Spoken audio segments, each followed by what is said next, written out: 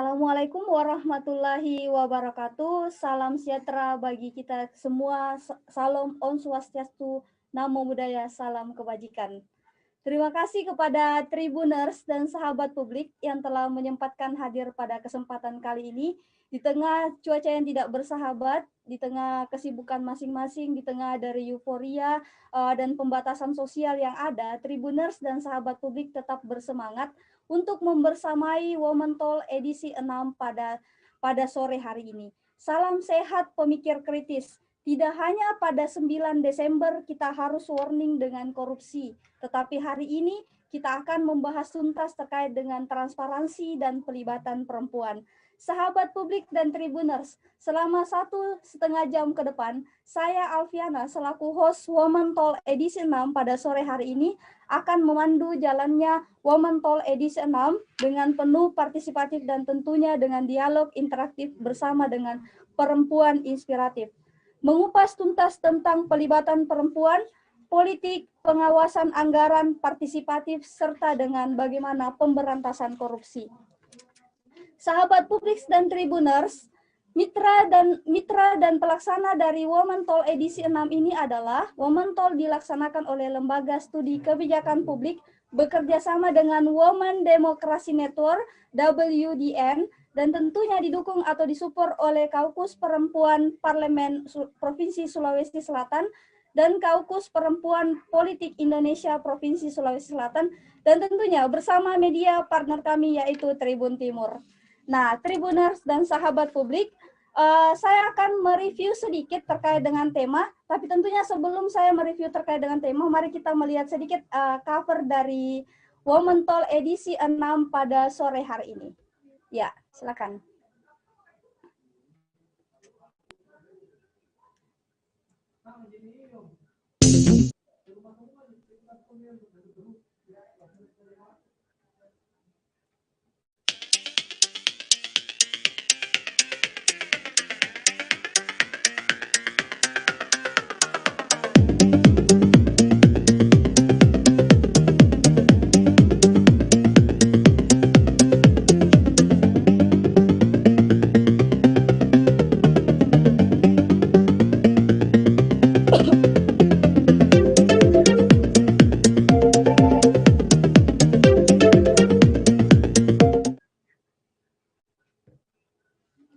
Sahabat publik dan Tribuners, temanya sangat luar biasa yaitu pelibatan perempuan dalam pengawasan anggaran politik. Tentu sangat luar biasa. Nah, untuk sore hari ini kita akan mengulas secara tuntas terkait dengan seberapa besar dampak yang disebabkan oleh tindakan korupsi bagi bangsa dan negara, di mana peran yang dapat diambil oleh perempuan dalam pengawasan dan pemberantasan korupsi utamanya dalam anggaran politik, serta bagaimana peluang tindak korupsi dan upaya pengawasan konteks anggaran politik. Sahabat Publik dan Tribuners, tentunya sebelum saya akan menyapa dan menampilkan profil dari narasumber hebat kita pada sore hari ini, saya ingin memberikan pengumuman sedikit terkait dengan giveaway. Nah, mungkin kita akan melihat apa saja sih bentuk giveaway yang diberikan Lembaga Studi Kebijakan Publik kepada Tribuners dan sahabat publik. Ini dia.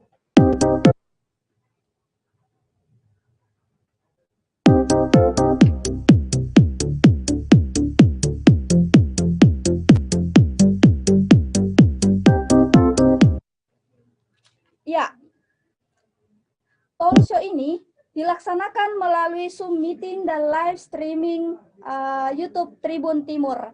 Dan tentunya kami mengangkat tema yang sangat inspiratif dan pembicara perempuan yang sangat inspiratif pula dengan 2 giveaway yang kami tawarkan. Nah, silakan dicatat baik-baik nih sahabat publik dan Tribuners pada sore hari ini.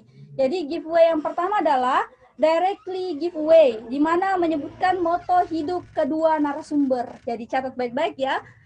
Moto hidup kedua narasumber. Kemudian yang kedua, giveaway melalui Instagram dengan cara mengikuti panduan tadi, yaitu men-screenshot keikutsertaan, kemudian tag @lskp.id, @husainema, dan @endang.endangsari.15. Jadi dicatat baik-baik ya sahabat publik. Nah, kita masuk langsung ya. Tentu saja sahabat publik dan Tribuner sudah tidak sabar lagi melihat siapa sih pembicara hebat kita pada sore hari ini. Nah, kita saksikan dulu bersama-sama profil dari narasumber kita. Nah, akan ditampilkan akan hadir di layar monitor dari sahabat publik dan Tribuners. Ini dia.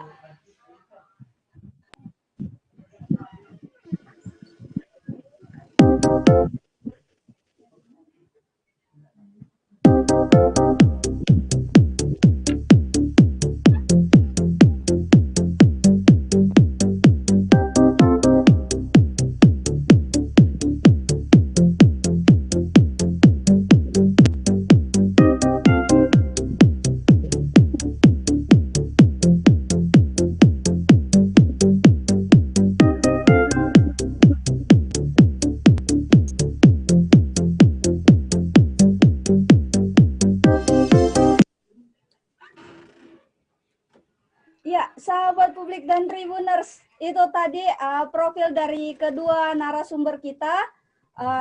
Jadi narasumber pertama kita itu adalah Ibu Husaima Husain, atau yang akrab disapa Kak Ema. Nah, yang kedua adalah Ibu Endang Sari SIP MSI, atau yang kita akrab bersama sapa Kak Endang. Jadi untuk di ruangan Zoom kali ini kita telah kedatangan salah seorang narasumber kita, yaitu Kak Endang. Ya, apa kabar Kak Endang? Baik, alhamdulillah. Iya, jadi sahabat publik dan Tribuners, kita akan berbincang sedikit dulu bersama Kak Endang sembari menunggu Kak Ema. Jadi saya bacakan sedikit terkait dengan profil dari Kak Endang. Kak Endang ini dosen di Ilmu Politik FISIP Unhas, kemudian dia kelahiran Watampone 15 Oktober, dan Ketua Ikatan Alumni Pasca Ilmu Politik Universitas Hasanuddin 2016, dan editor jurnal Magister Ilmu Politik The Politics, dan tentunya sebagai komisioner Komisi Pemilihan Umum Kota Makassar.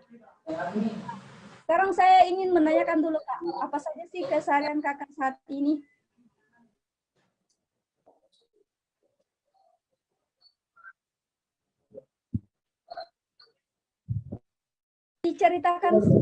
Boleh diceritakan sedikit Kak terkait dengan apa yang menjadi keseharian Kak Endang saat ini selain sebagai dosen. Silakan Kak. Baik, terima kasih Alfian, Mbak Alfian, terima kasih. Terima kasih teman-teman LSKP yang sudah mengundang pada sore hari ini ya. Selamat sore semuanya, Assalamualaikum warahmatullahi wabarakatuh. Perkenalkan saya Endang Sari.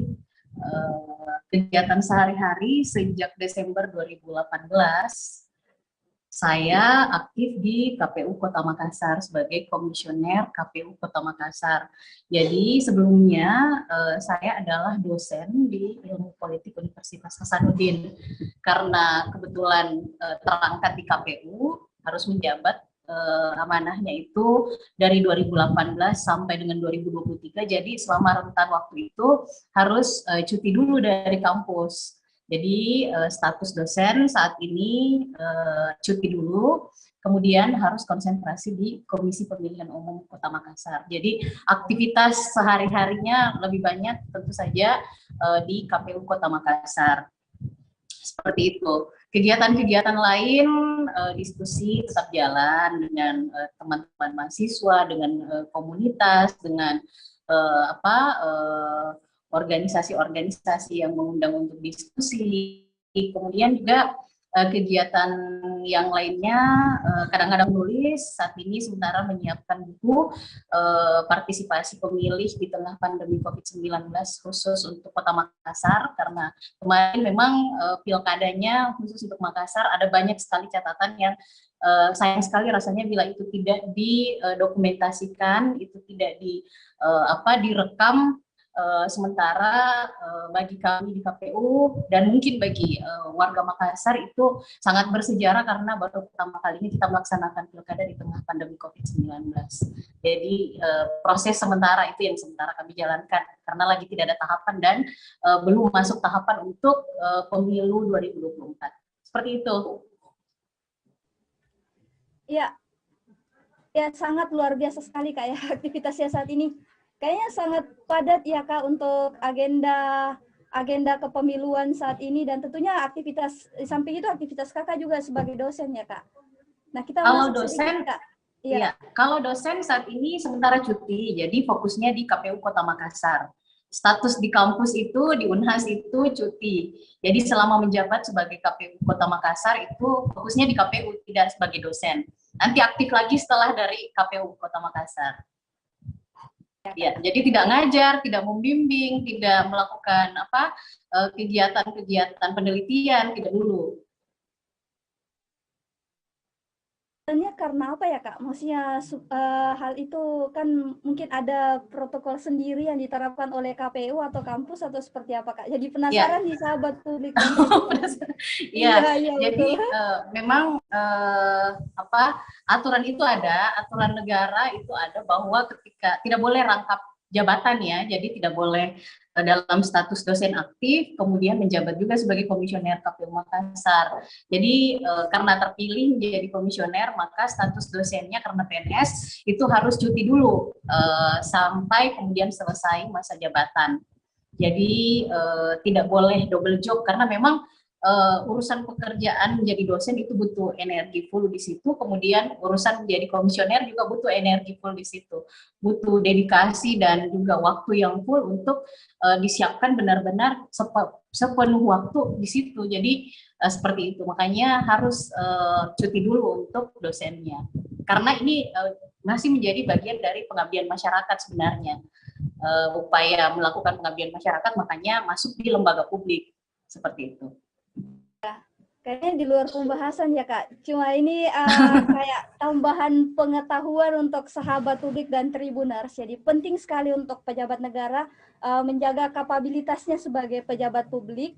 Ya usahakanlah jangan ada rangkap jabatan supaya pekerjaan yang dijalankan itu bisa terlaksana dengan optimal. Terima kasih Kak Endang. Benar sekali. Makanya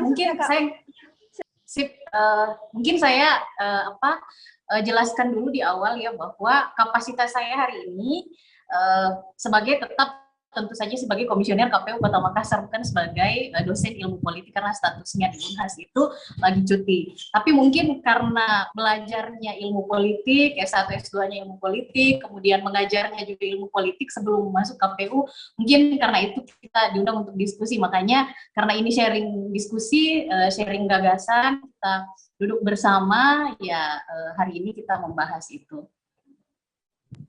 Iya, benar sekali Kak Endang. Jadi hari ini kita mau lihat insight-nya Kak Endang sebagai akademisi ya Kak, cocoknya. Jadi sebagai akademisi bagaimana memandang tema yang kita angkat pada sore hari ini, seperti itu Kak. Jadi mungkin sudah bisa ya Kak kita masuk ke pembahasan tema, kayaknya sudah ditunggu sama sahabat publik dan tribuners pada sore hari ini. Jadi sesuai dengan tema yang kita angkat bersama Kak, yaitu pelibatan perempuan dalam pengawasan anggaran politik. Nah, waktu kuliah nih saya pernah jadi mahasiswanya Kak Endang.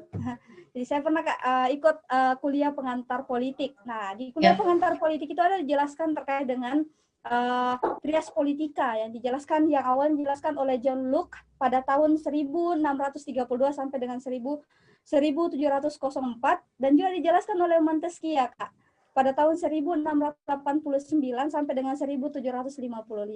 Nah, trias politika ini, sahabat publik dan tribuners, menyangkut tentang bagaimana eksekutif, bagaimana yudikatif, dan bagaimana legislatif. Nah, politik juga dijelaskan dalam buku pengantar ilmu politik itu, Kak Endang, ada juga dijelaskan terkait dengan apa sih sebenarnya politik. Nah, menurut Robert nih, yang saya baca nih, nanti akan dibuka insight kita oleh Kak Endang secara bersama. Katanya Robert pada tahun dalam buku pengantar ilmu politik itu mengatakan bahwa politik adalah seni untuk mengatur masyarakat, dalam hal ini manusia. Nah, sangat luar biasa untuk politik itu sendiri. Oleh karena itu, mari kita mendengarkan insight yang lebih luas dari Kak Endang terkait apa sih sebenarnya itu politika dan apa saja ruang lingkupnya sebelum kita masuk ke pembahasan pengawasan anggaran politik. Silakan Kak Endang. Ya. Baik, terima kasih, luar biasa ya tadi yang disampaikan oleh moderator. Baik, kalau kita bicara soal politik, saya kira kita memulai dari apa ya? Kalau membahas tentang politik, saya kira banyak definisi yang sudah dijelaskan. Tadi sudah disampaikan juga oleh Pia di awal tentang apa itu politik. Banyak yang menafsirkannya. Ada yang mengatakan politik itu adalah art, seni. Ada juga yang mengatakan politik itu adalah cara untuk meraih kekuasaan, cara untuk menjalankan dan kemudian mempertahankan kekuasaan. Itu Machiavelli. Nah, kalau misalnya kita lihat seperti Aristoteles, maka Aristoteles mengatakan bahwa politik itu adalah upaya untuk mewujudkan kebaikan-kebaikan bersama. Kemudian kalau misalnya kita lihat definisinya Harold Laswell, dia bilang politik itu soal siapa, dapat apa, kapan, dan bagaimana caranya. Nah, kemudian banyak juga ahli yang menyebutkan bahwa definisi politik itu bicara soal kebijakan. Jadi bagaimana kebijakan yang akan mengatur masyarakat secara keseluruhan, itu bagaimana prosesnya sampai kemudian kebijakan lahir, pertimbangan di balik kebijakan, dan tujuan dari lahirnya sebuah kebijakan. Ada juga yang melihat politik itu adalah upaya untuk meminimalisir konflik yang ada di masyarakat. Ada juga yang melihat, wah panjang sekali ternyata politik itu. Ada juga yang melihat bahwa politik itu adalah bicara soal strategi. Jadi strategi bagaimana mendapatkan apa, bagaimana meraih kekuasaan, bagaimana menjalankannya, bagaimana mempertahankannya, dan kemudian bagaimana membuat agar apa yang menjadi gagasan kita, keinginan kita itu kemudian dijalankan oleh banyak orang. Intinya membahas tentang politik itu membahas semua lini kehidupan kita. Mungkin Pia masih ingat, kalau di kelas saya selalu bilang bahwa ketika kita membahas politik, mendefinisikan sederhananya itu sebenarnya gampang. Mulai dari kita bangun pagi, bangun tidur, sampai tidur lagi, semuanya diurus oleh politik. Politik membahas tentang apa yang kita masak di dapur, politik membahas tentang berapa SPP yang harus dibayar oleh mahasiswa, politik pula yang mengatur tentang berapa pajak yang harus dikeluarkan oleh masyarakat ketika belanja kendaraan bermotor misalnya, politik pula yang membahas misalnya berapa masa jabatan seorang kepala daerah, politik pula yang membahas berapa alokasi anggaran untuk perempuan, untuk anak-anak, untuk studi banding misalnya, untuk proyek-proyek pemberdayaan dan sebagainya. Politik yang mengatur itu semua. Politik pula yang mengatur bagaimana seorang ibu harus memastikan bahwa yang tersaji di meja makannya itu adalah bisa tercukupi bagi keluarganya. Karena itu sangat tergantung pada berapa kebijakan apa yang diterapkan sehingga harga-harga di pasaran itu bisa terbeli. Itu semua keluar lewat sebuah kebijakan. Dan bicara tentang politik seperti yang tadi saya bilang dan selalu saya jelaskan waktu masih aktif ngajar dulu, yang dia juga pasti masih dapat bahwa ya politik lah yang kemudian mengatur mulai dari kita bangun pagi sampai tidur lagi. Kayak gitu. Iya, sangat luar biasa sekali ya insight dari Kak Endang.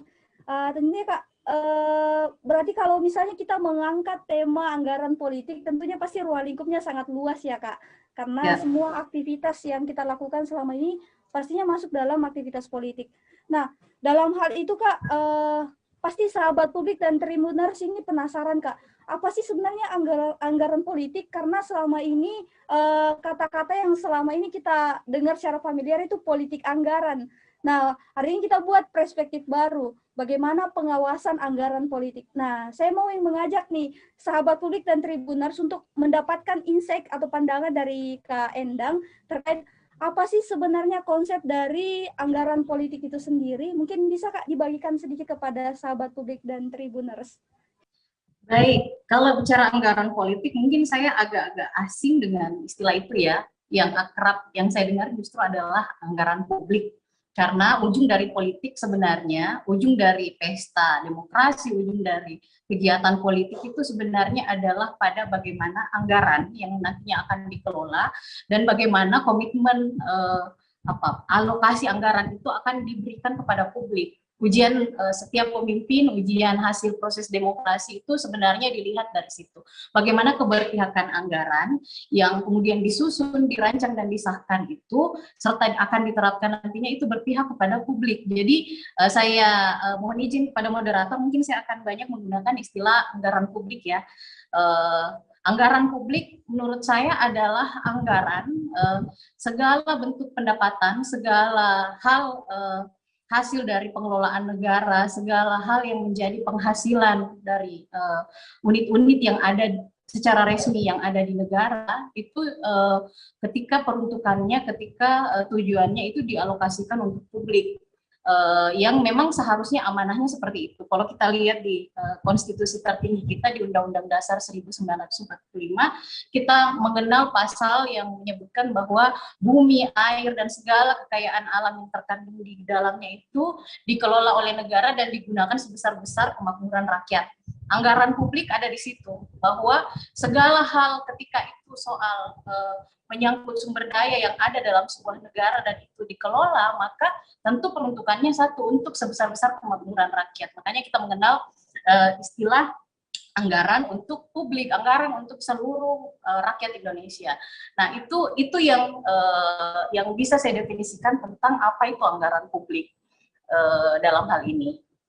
Jadi seperti itu, semua pendapatan, semua hal dari hasil pengelolaan bumi, air, udara, dan segala kekayaan yang terkandung di dalam negara ini, bagaimana ketika itu kemudian dialokasikan untuk publik.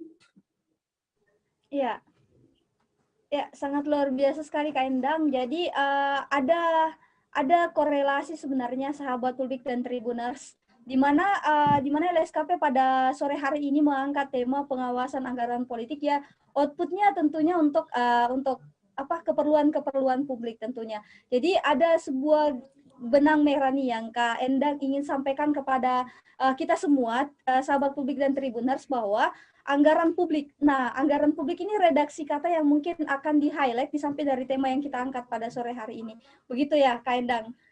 Iya, mungkin bisa sedikit Kak dijelaskan bagaimana selama ini bentuk pengawasan dari anggaran publik yang ada di Indonesia ataupun dalam konteks Sulawesi Selatan.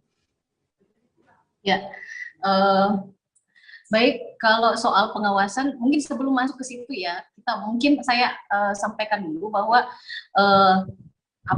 aturan bernegara yang kita sepakati bersama di dalam melakukan pengelolaan bumi, air, dan segala kekayaan yang terkandung di dalamnya itu kita sepakati bersama bahwa itu lewat mekanisme pemilu untuk nasional, kemudian pilkada untuk konteks daerah. Itu kita sepakati seperti itu, dan rakyat adalah pemegang kedaulatan tertinggi. Makanya kemudian ini menjadi spirit dari sistem pemilu kita yang kemudian mengamanahkan bahwa pemilihan itu harus dilakukan secara langsung, sebagai wujud bahwa rakyatlah yang kemudian menjadi pemegang kedaulatan tertinggi di negara ini.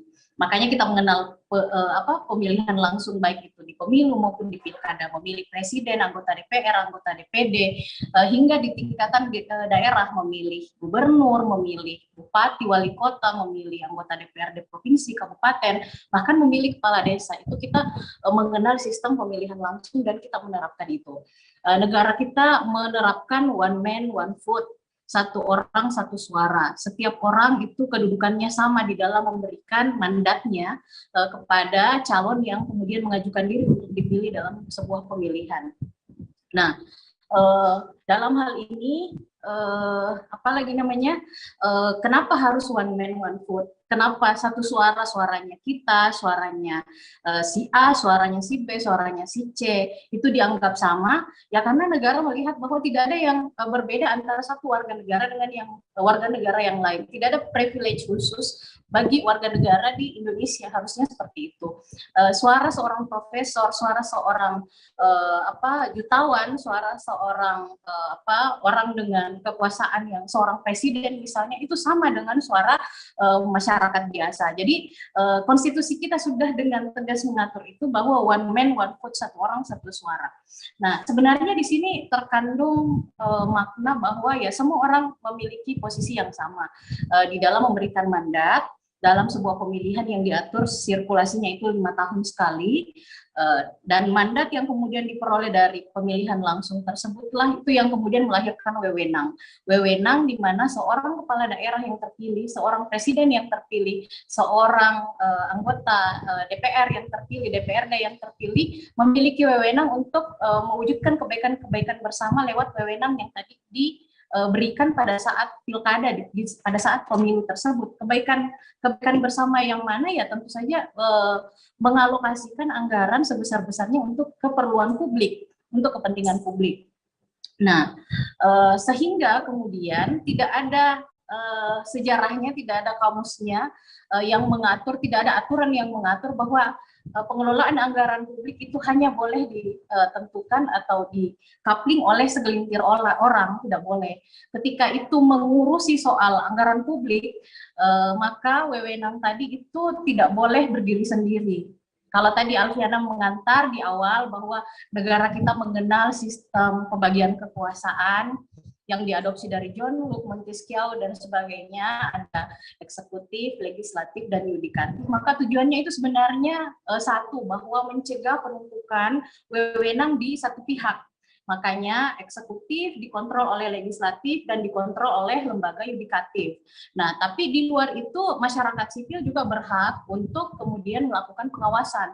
Jadi pengawasan anggaran publik itu tentu harus dilakukan oleh lembaga legislatif, eksekutif itu sendiri walaupun sebagai pelaksana, tapi bagiannya tetap harus sama-sama mengontrol di dalam. Kemudian ada lembaga peradilan kita, kemudian kelompok masyarakat sipil, kelembagaan masyarakat sipil seperti LSKP misalnya, dan teman-teman NGO yang lain, kemudian media, kita ada kelompok penekan seperti mahasiswa, kita ada organisasi massa misalnya, kemudian ada kelompok-kelompok tokoh masyarakat yang berpengaruh, ada partai politik. Nah, itu semua memiliki wewenang yang sama, memiliki hak yang sama untuk melakukan kontrol dan pengawasan terhadap anggaran yang dikelola tadi. Karena ya memang seperti itu, bahwa ketika kita bicara soal anggaran publik, itu bukan milik segelintir orang, itu bukan milik segelintir kelompok, tapi itu adalah bicara soal bagaimana mewujudkan kebaikan-kebaikan bersama sesuai dengan definisi yang diberikan oleh Aristoteles di awal ya, yang tadi saya sampaikan bahwa politiknya seperti itu, bagaimana upaya untuk mewujudkan kebaikan-kebaikan bersama. Makanya ada pemilu, ada pemberian wewenang, ada mandat, kemudian ada wewenang itu diberikan, tapi ya lagi-lagi kembali ke konstitusi kita bahwa itu untuk sebesar-besar kemakmuran rakyat. Makanya semua harusnya bisa mengakses itu, dan kita semua bisa terlibat dalam proses pengawasan anggaran publik. Gitu. Iya. Iya, terima kasih banyak Kak Endang atas gambarannya. Ada banyak sekali poin yang harusnya menjadi catatan penting bagi sahabat publik dan tribuners. Yang pertama adalah istilah one man one vote ya Kak. One man one vote, kemudian istilah trias politika di mana pembagian kekuasaan yang muaranya sama sahabat publik dan tribuners, yaitu memang untuk kepentingan dan kesejahteraan rakyat. Nah, namun sebelum kita lanjut lagi Kak, untuk lebih lanjut mungkin kita akan jeda dulu Kak, jeda iklan sejenak untuk melihat bagaimana bentuk advokasi ataupun kepemimpinan yang dilaksanakan oleh advokasi kepemimpinan perempuan yang dilaksanakan oleh Lembaga Studi Kebijakan Publik, Kak. Kita akan menyaksikan sedikit untuk jeda iklan beberapa menit ke depan. Iya. Terima kasih, Kak Endang.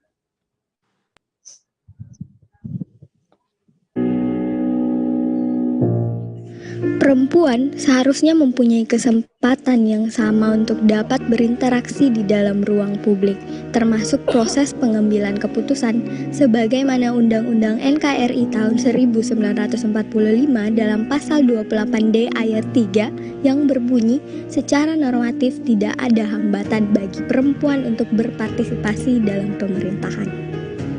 Sejak era reformasi, Indonesia telah mengupayakan dengan menerapkan kuota 30% untuk perwakilan perempuan dalam ranah legislatif. Hal ini memberikan dampak positif terhadap jumlah peningkatan representasi perempuan dalam parlemen. Pada bidang legislatif, sejak awal penerapannya pada tahun 1999, angka keterwakilan perempuan yang masih berkisar 8,08% terus meningkat hingga tahun pemilu tahun 2019 yang lalu sudah mencapai angka 20,5%. Melihat dari sudut pandang teritorial yang lebih spesifik, tingkat keterwakilan perempuan di DPRD Provinsi Sulawesi Selatan terus mengalami peningkatan.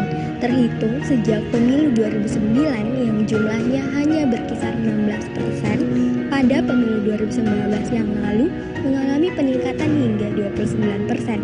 Tentu saja angka ini belum memenuhi kuota yang diharapkan. Akan tetapi harapan ke depannya, setiap elemen yang terlibat mulai dari pemerintah, partai politik, dan masyarakat bersedia ambil bagian dalam meningkatkan angka representasi perempuan. Terlebih lagi, masih ada beberapa partai politik yang belum menunjukkan keseriusannya dalam melakukan pengaderan serta afirmasi peningkatan keterwakilan perempuan.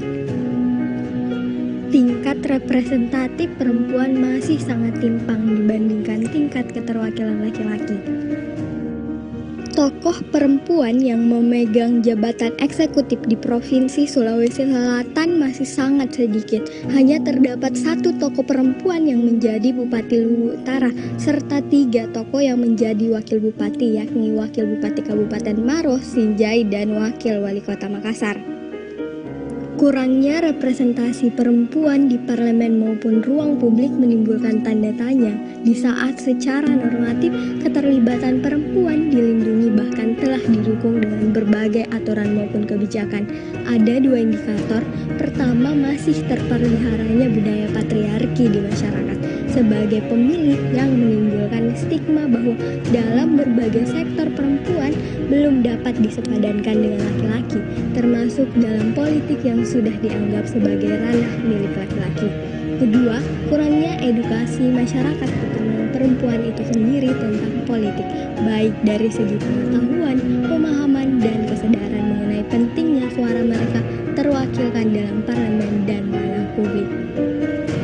Perempuan masih kerap kali dijadikan sasaran dari tindak kekerasan dan menjadi alarm bahwa diskriminasi masih memerlukan banyak perhatian dari pemangku kekuasaan, sehingga peran perempuan dalam ranah parlemen menjadi suatu keharusan guna memastikan dan mendorong kebijakan yang berpihak pada perempuan. Kita sebagai bagian dari masyarakat yang kedepannya akan memilih para wakil di parlemen dan ranah publik atau bahkan yang akan terjun dalam ranah tersebut, baiknya memahami terkait pentingnya meningkatkan representasi perempuan guna mendukung terbentuknya kebijakan yang responsif terhadap gender maupun menghapus segala bentuk diskriminasi gender yang seringkali dialami perempuan. Mari membuat langkah kecil bersama-sama memberikan dampak di masyarakat, melihat kerja nyata sang puan, bukti nyata kesejahteraan. Lembaga Studi Kebijakan Publik dengan bangga memperkenalkan program campaign melalui Women Talk, sebuah diskusi yang menghadirkan perempuan inspiratif dalam partai politik dan DPRD Sulsel. Women Talk akan membahas isu kontemporer terkait perempuan dan keseharian dari para wakil rakyat, pemimpin daerah, serta perempuan politisi penjuang hak-hak perempuan. Women Talk dilaksanakan melalui live YouTube Tribun TV. Women's Inspire, diskusi online yang dikemas dengan konsep yang lebih santai dengan menghadirkan tokoh inspiratif dari parlemen, partai politik, dan pemimpin daerah. Tujuannya memberikan inspirasi, edukasi politik, dan advokasi peran pemimpin perempuan kepada masyarakat, utamanya milenial. Ruang publik, diskusi virtual melalui Zoom meeting yang mengangkat isu keterwakilan perempuan dalam ranah strategis, utamanya penentuan kebijakan publik. Public campaign, penyebaran informasi dan edukasi terkait peran perempuan baik melalui poster, video, maupun media lainnya. Segala bentuk upaya memperjuangkan hak-hak perempuan tentunya akan optimal ketika kita bergerak secara bersama. Mari bersama mencapai kesetaraan hak tanpa diskriminasi melalui keterlibatan perempuan.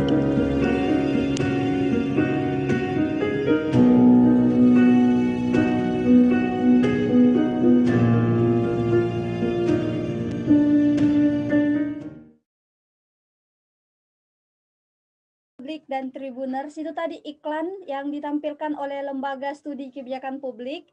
Jadi iklan ini bercerita tentang bagaimana bentuk dari kampanye terkait dengan kepemimpinan perempuan, di mana kami mencoba untuk bagaimana mengadvokasikan supaya perempuan punya peran-peran publik yang lebih di masyarakat dan tentunya untuk kepentingan negara. Jadi seperti itu sahabat publik.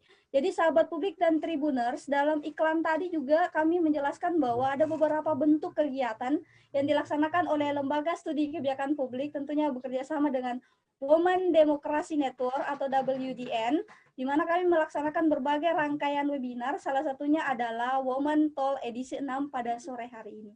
Nah, sahabat publik dan Tribuners, tentunya pada sore hari ini kita sangat berbahagia, karena selain dari Kak Endang yang bergabung melalui Zoom meeting, kita juga kedatangan salah seorang narasumber kita, yaitu Ibu Husaimah Husain, atau yang saya akrab panggil Kak Ema. Iya.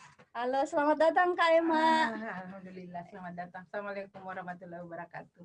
Iya, jadi di tengah kesibukan dari Kak Ema, sahabat publik dan Tribuners, Kak Ema menyempatkan hadir di studio Lembaga Studi Kebijakan Publik. Jadi ingin berkunjung ke sini silakan juga. Mungkin nanti Kak Endang juga akan kami undang langsung ke sini ya ketika menyempatkan waktunya. Jadi ya pada sore hari ini kita punya dua orang narasumber. Yang pertama dari perspektif akademisi, yang kedua dari aktivis perempuan. Jadi supaya lebih memperkaya lagi pandangan kita terkait dengan tema yang kita angkat pada sore hari ini.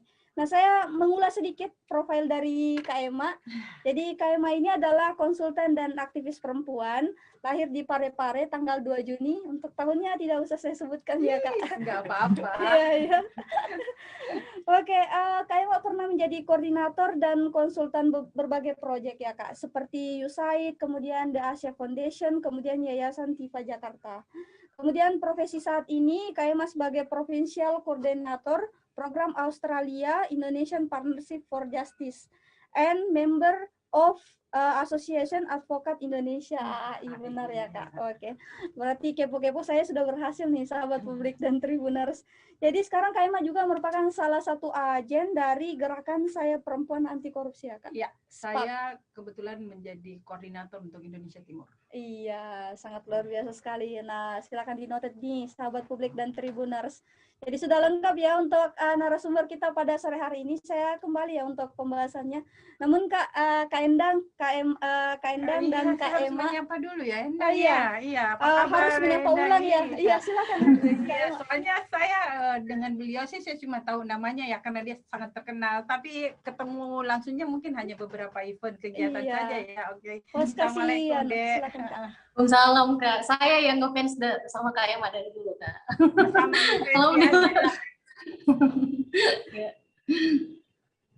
Ya, saya lanjut ya Kak. Silakan. Ya Kak Endang, kita kan punya giveaway nih Kak untuk sore hari ini.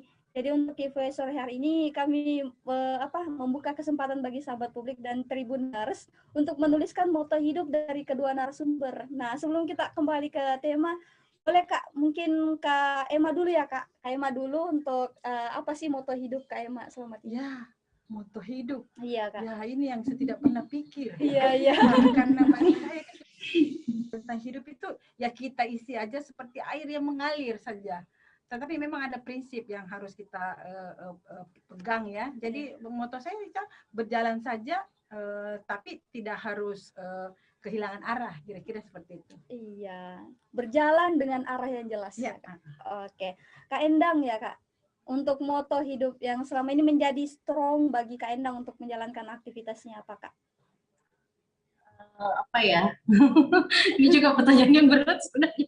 Apa motonya? Kalau saya mungkin sama dengan yang Syahrir selalu bilang ya. Saya suka sekali kalimatnya Syahrir itu. Syahrir bilang hidup yang tidak dipertaruhkan itu tidak layak untuk dimenangkan. Tidak akan dimenangkan. Hidup yang tidak dipertaruhkan tidak akan dimenangkan. Suka sekali dengan kalimat Yang itu. tidak. Oke, dan hidup harus punya berjalan sesuai dengan arah dan tujuan. Oke, silakan dicatat baik-baik Tribuners dan sahabat publik. Jadi ini pertanyaan surprise untuk narasumber kita pada sore hari Iya, ini. pada sebetulnya kalau saya kemarin ditanya saya sudah pikir-pikir mulai tadi Iya. Iya. Oke, kita lanjut ya Kak untuk pembahasan tema kita pada sore harinya itu pelibatan perempuan dalam pengawasan anggaran politik. Tadi sudah di-highlight oleh narasumber pertama kita yaitu Kak Endang, sedikit memberikan insight bahwa kita akan highlight terkait dengan kata anggaran publik Kak. Nah, kita sudah masuk nih, bagaimana sih sebenarnya bentuk perilaku-perilaku yang terkesan menyimpan atau bukan terkesan ya, yang menyimpang yang selama ini dilakukan oleh pejabat-pejabat publik baik dalam ranah eksekutif, yudikatif, maupun dalam ranah legislatif yang tentunya sangat meresahkan dan mengancam kesejahteraan masyarakat. Mungkin saya kasih kesempatan dulu untuk Kak Emma ya Kak untuk memberikan pandangannya apa saja perilaku menyimpang itu. Silakan Kak Emma. Ya, terima kasih teman-teman. Saya mau menyapa dulu ya. Apa tuh tadi? Sahabat publik dan Tribuners. Ya, oke. Selamat sore, Assalamualaikum warahmatullahi wabarakatuh. Nah, sebetulnya kalau saya ya di sisi saya sebagai agen SPAK, gerakan saya perempuan anti korupsi, juga merasa sangat kurang bisa memahami ya kalau misalnya ada kata-kata perilaku menyimpang kepada orang-orang pejabat, anggota DPR ataupun namanya, karena dia adalah orang yang sudah mengikuti standar yang bisa kita kemudian mengatakan dia adalah orang yang hebat karena dia mendapat posisi yang cukup bagus.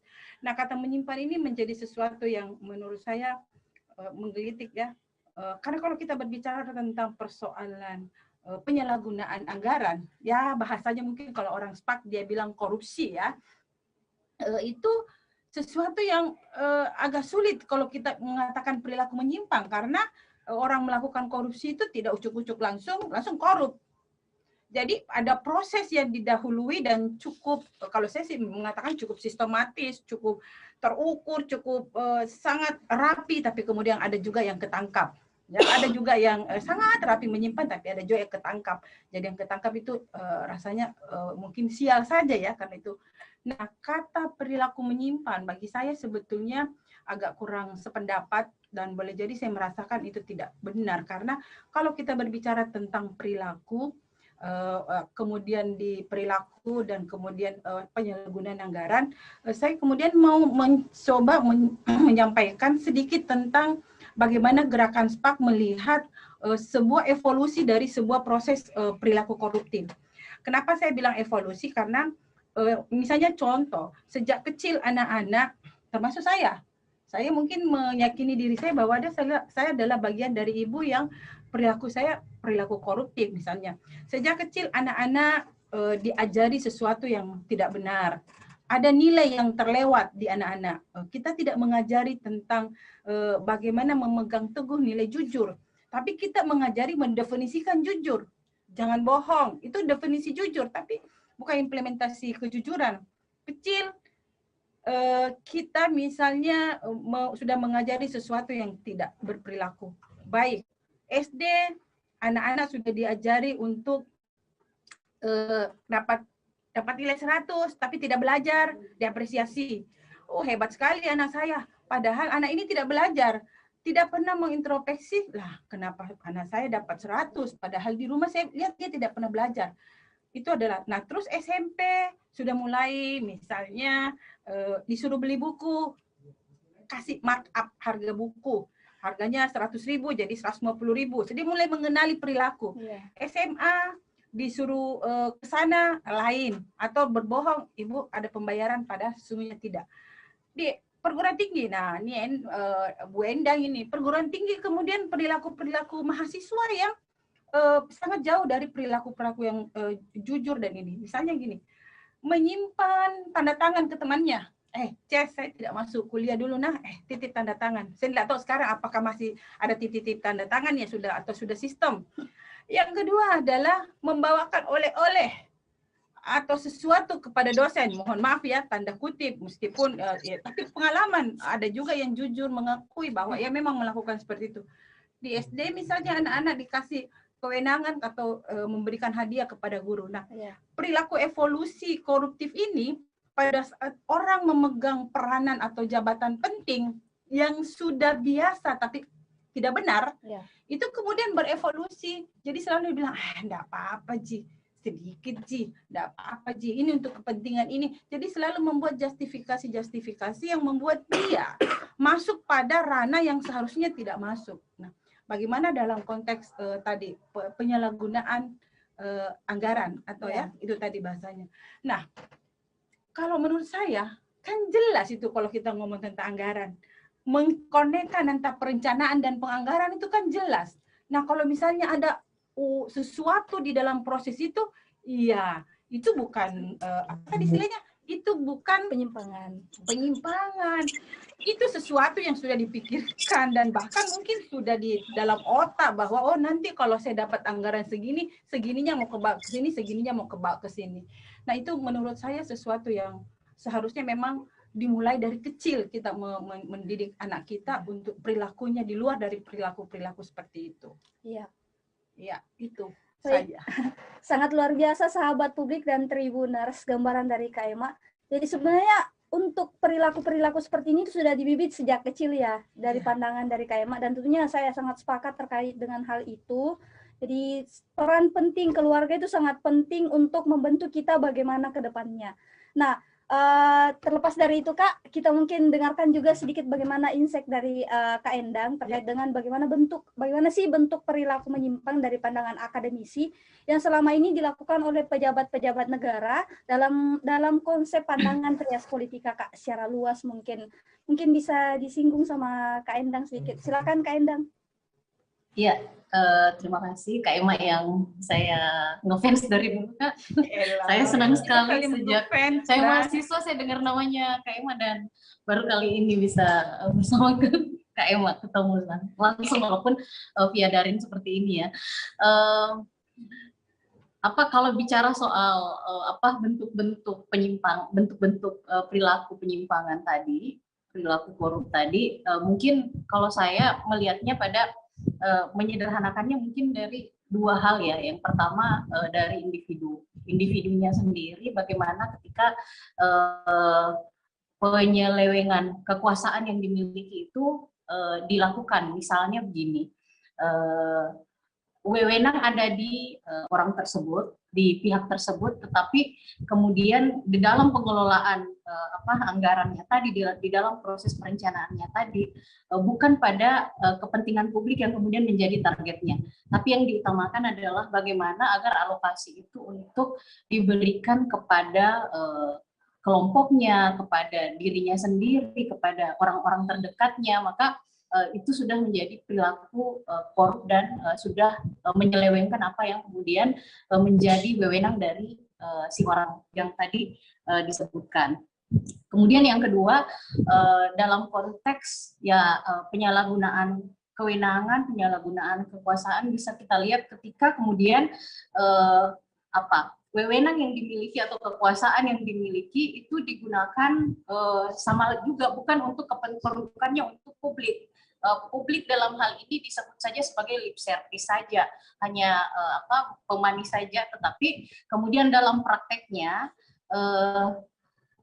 misalnya untuk kekuasaan politik itu dipakai menggunakan wewenang yang ada, kekuasaan yang ada untuk menggerakkan sektor-sektor itu.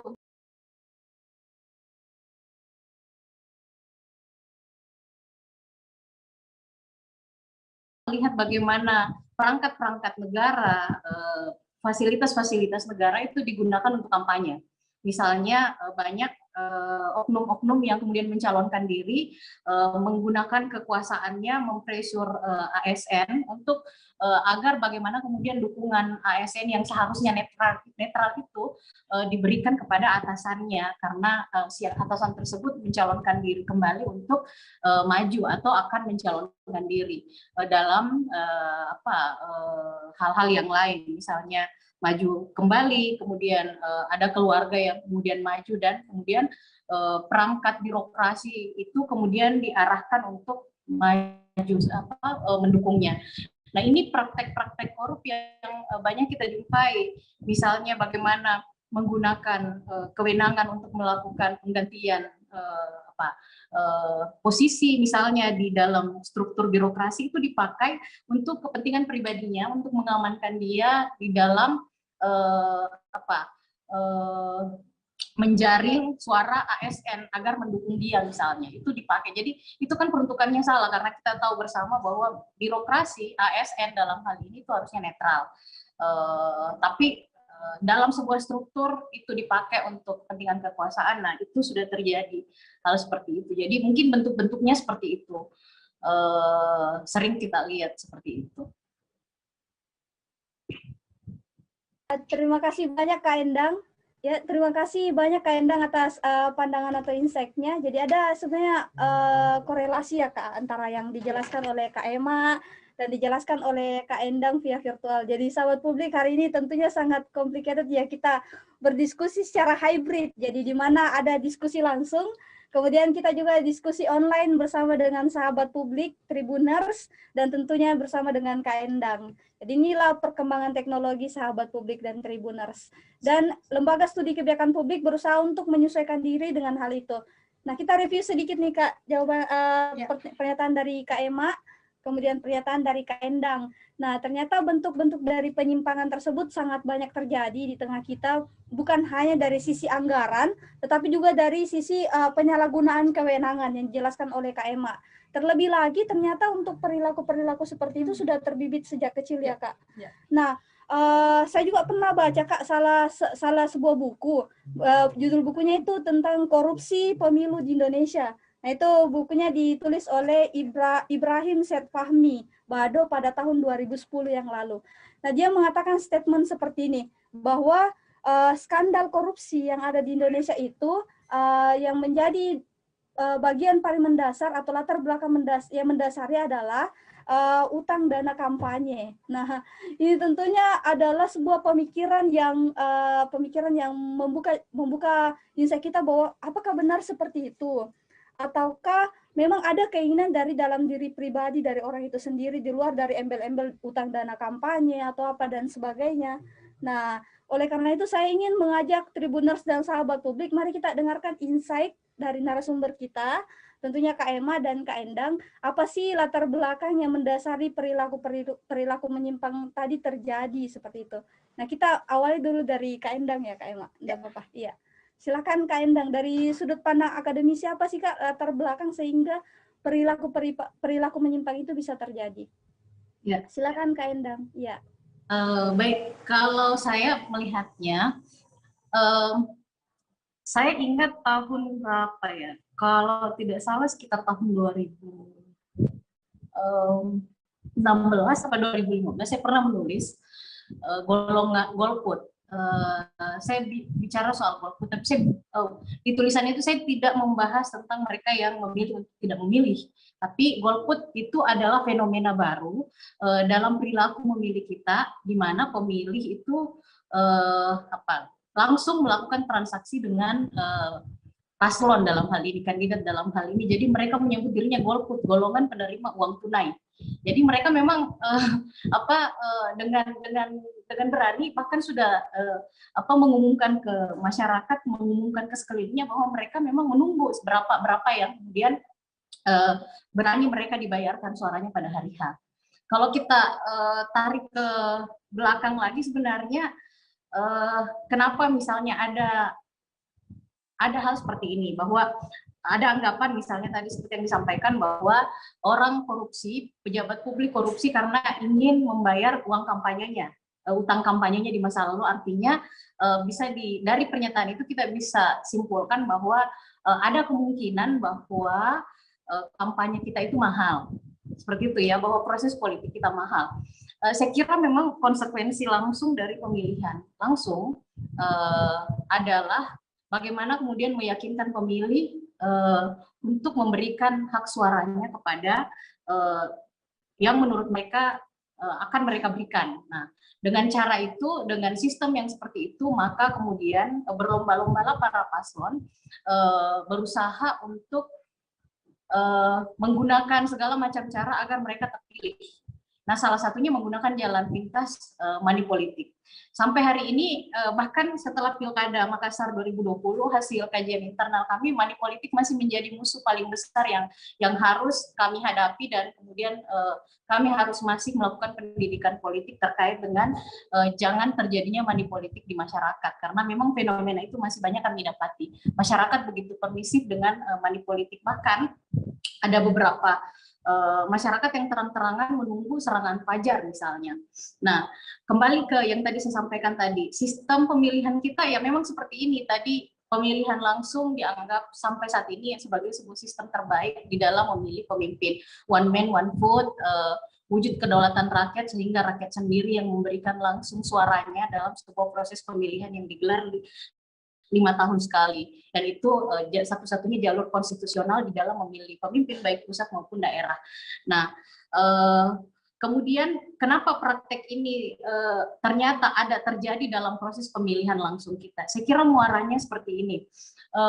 Seorang calon untuk terpilih itu pertama tidak langsung terpilih, tetapi dia harus dikenal dulu. Setelah dikenal, kemudian disukai. Setelah disukai, baru kemudian dipilih. Nah, persoalannya untuk sampai pada proses dipilih, dia harus dikenal dulu, dia harus disukai, dan dia harus baru kemudian masyarakat akan memilih dia. Nah, di dalam proses dikenal ini yang kemudian menjadi persoalan. Persoalan ketika pasangan calon yang mengajukan diri di sebuah pemilihan, sebuah pilkada, itu adalah orang yang memang tidak dikenal siapa dia. Tiba-tiba hanya karena kemudian hanya karena kemudian punya dana besar, kemudian pede untuk maju dalam sebuah kontestasi, tapi masyarakat tidak pernah mendengar track record-nya, masyarakat tidak pernah mengenal namanya, masyarakat tidak pernah mengetahui siapa dia dan apa sebenarnya yang sudah dia lakukan untuk masuk orang banyak. Tapi hanya karena kemudian dia punya dana misalnya, akhirnya percaya diri untuk mengajukan dirinya sebagai paslon, sebagai calon dalam sebuah pemilihan. Maka tantangan berat yang dia hadapi untuk dipilih tadi tentu dia harus lewati dulu dong, dia harus dikenal. Nah, cara yang paling instan yang terpikir biasanya adalah dengan membayar supaya orang mengenal dia, mengeluarkan dananya sudah dikeluarkan di situ, jor-joran mengeluarkan dana politik untuk membuat dia dikenal oleh orang banyak. Kampanye gila-gilaan menggunakan media massa misalnya, beriklan kiri kanan, kemudian bagaimana agar kemudian dia dikenal, karena memang dia datang bukan dengan track record, bukan dengan karya, bukan dengan sesuatu yang bisa dibanggakan bahwa dia sudah berbuat banyak bagi masyarakat. Nah, tantangannya di situ. Nah, artinya utang politiknya dimulai dari tahap pertama bahwa dia harus membayar supaya dia dikenal. Kemudian yang kedua adalah dikenal belum tentu dipilih kan. Dikenal ya harus disuka dulu, baru kemudian orang memilih di bilik suara. Makanya dia tahapan selanjutnya adalah dana dikeluarkan lagi untuk membuat dia disukai. Nah, bagaimana agar dia disukai oleh masyarakat? Ini pula yang kemudian menyebabkan dana kampanyenya menjadi begitu banyak yang harus dikeluarkan, kos politiknya, untuk kemudian dia disukai oleh masyarakat. Belum pada menit terakhir bahwa dia harus dipilih, meyakinkan bahwa jangan sampai orang berubah pilihan lagi karena tadi dia hanya sekedar disukai, belum meyakinkan untuk dipilih. Nah, ini konsekuensinya. Kalau kita lihat skala Indonesia, fenomena ini banyak sekali terjadi, banyak pasangan calon di banyak daerah yang kita tidak pernah mendengar namanya, kita tidak pernah melihat karya, tidak pernah melihat hasil upaya yang telah dia lakukan untuk masyarakat, tapi tiba-tiba muncul pada saat pemilihan. Nah, ini yang menyebabkan kos politik yang harus dikeluarkan jadi besar. Nah, ini yang menyebabkan kemudian sehingga dikatakanlah bahwa ketika dia terpilih, orang ini terpilih misalnya, calon yang seperti ini terpilih, maka dia punya banyak utang kampanye, banyak utang pengeluaran yang dikeluarkan di awal tadi itu harus dikembalikan. Salah satunya cara mengembalikannya yaitu tadi dana yang peruntukannya untuk publik akhirnya di situ bisa jadi terjadi penyelewengan. Nah, kalau saya alurnya mungkin seperti itu ya. Jadi dimulai dari tahap awal pencalonan bahwa banyak sekali yang kemudian percaya diri untuk menjadi seorang pemimpin, tapi sebenarnya dia tahapan-tahapan untuk dia dipilih itu semuanya harus dia biayai karena memang ya dia tidak pernah berbuat banyak bagi masyarakat. Itu karyanya tidak nyata, kemudian dedikasinya tidak nampak, tiba-tiba nanti jelang pemilihan baru kemudian namanya beredar. Nah, inilah yang menyebabkan ya banyak sekali utang yang harus dibayar seperti itu. Padahal ya kita tahu bersama anggaran publik adalah ya seperti yang tadi saya sampaikan di awal, bagaimana ketika wewenang itu ada, mandat diberikan, wewenang ada untuk melakukan pengelolaan, maka bumi, air, dan segala kekayaan alam yang terkandung di dalamnya ya harusnya digunakan sebesar-besar kemakmuran rakyat. Kembali lagi ke situ. Saya kira seperti itu. Ya. Ya, terima kasih banyak Kak Endang atas gambarannya. Banyak sekali tadi poin-poin yang sebenarnya harus dicatat baik oleh sahabat publik. Ternyata insight baru kita bahwa apa yang menjadi perilaku korup atau perilaku-perilaku menyimpang yang ada yang terjadi selama ini tentunya tidak terlepas dari tuntutan dari masyarakat itu sendiri, utamanya dalam perilaku manipolitik yang masih terjaga hingga saat ini. Dan tentunya sahabat publik dan Tribuners perlu kita pahami bersama bahwa anggaran publik itu harus dilaksanakan sesuai dengan pasal 33 ya Kak, sesuai dengan yang dikatakan oleh Kak Endang tadi bahwa bumi, tanah, air, dan segala sumber daya yang ada di negara ini harus diperuntukkan untuk kesejahteraan rakyat. Tentunya seperti itu sahabat publik dan Tribuners. Nah itu tadi dari pandangan Kak Endang, tentu saja kita akan mendapatkan tambahan insight dari KMA terkait dengan apa sih Kak yang menjadi selama ini dari pengamatan KMA, dari aktivis-aktivis perempuan di luar sana, apa yang menjadi latar belakang sehingga pejabat-pejabat yang diamanahkan oleh rakyat ini melakukan perilaku-perilaku yang sebenarnya tidak wajar lah mereka lakukan untuk dasar mereka sebagai pejabat publik. Silakan Kak. Sederhana menurut saya. Iya. Sederhana saya bahwa orang itu tidak bisa bersyukur. Iya. Ya, tidak mau tapi yang disampaikan tadi oleh Bu Endang ya memang ya dari sisi akademis kan memang mau tidak mau dia harus mengupas dari sisi itu. Nah, saya dari sisi saya pertama saya mau bilang begini. Gerakan SPAK itu mencoba untuk menyusun sebuah media permainan games namanya korupsi dalam pemilihan kepala daerah. Ya, kita kerjasama dengan Bawaslu, tapi memang gamesnya belum launching ya. Tapi karena pernah kita uji coba di beberapa teman-teman yang bekerja di apa ya namanya sih, ini yang KPU ke bawahnya lagi, terus yang kecamatan dan segala macam, begitu juga Bawaslu. Kita uji coba dan kita juga uji coba ke ibu-ibu. Dan ternyata mereka memang ada yang mengatakan saya sengaja mengambil karena daripada tidak ada lebih baik. Jadi memang pemahaman masyarakat kita sangat sempit, sangat kecil, sangat apa yang ada di depan mata itu. Nah, pada saat uji coba games kita itu untuk mencoba, ternyata memang persoalan money politik memang sangat susah sekali di membedakannya, gitu ya.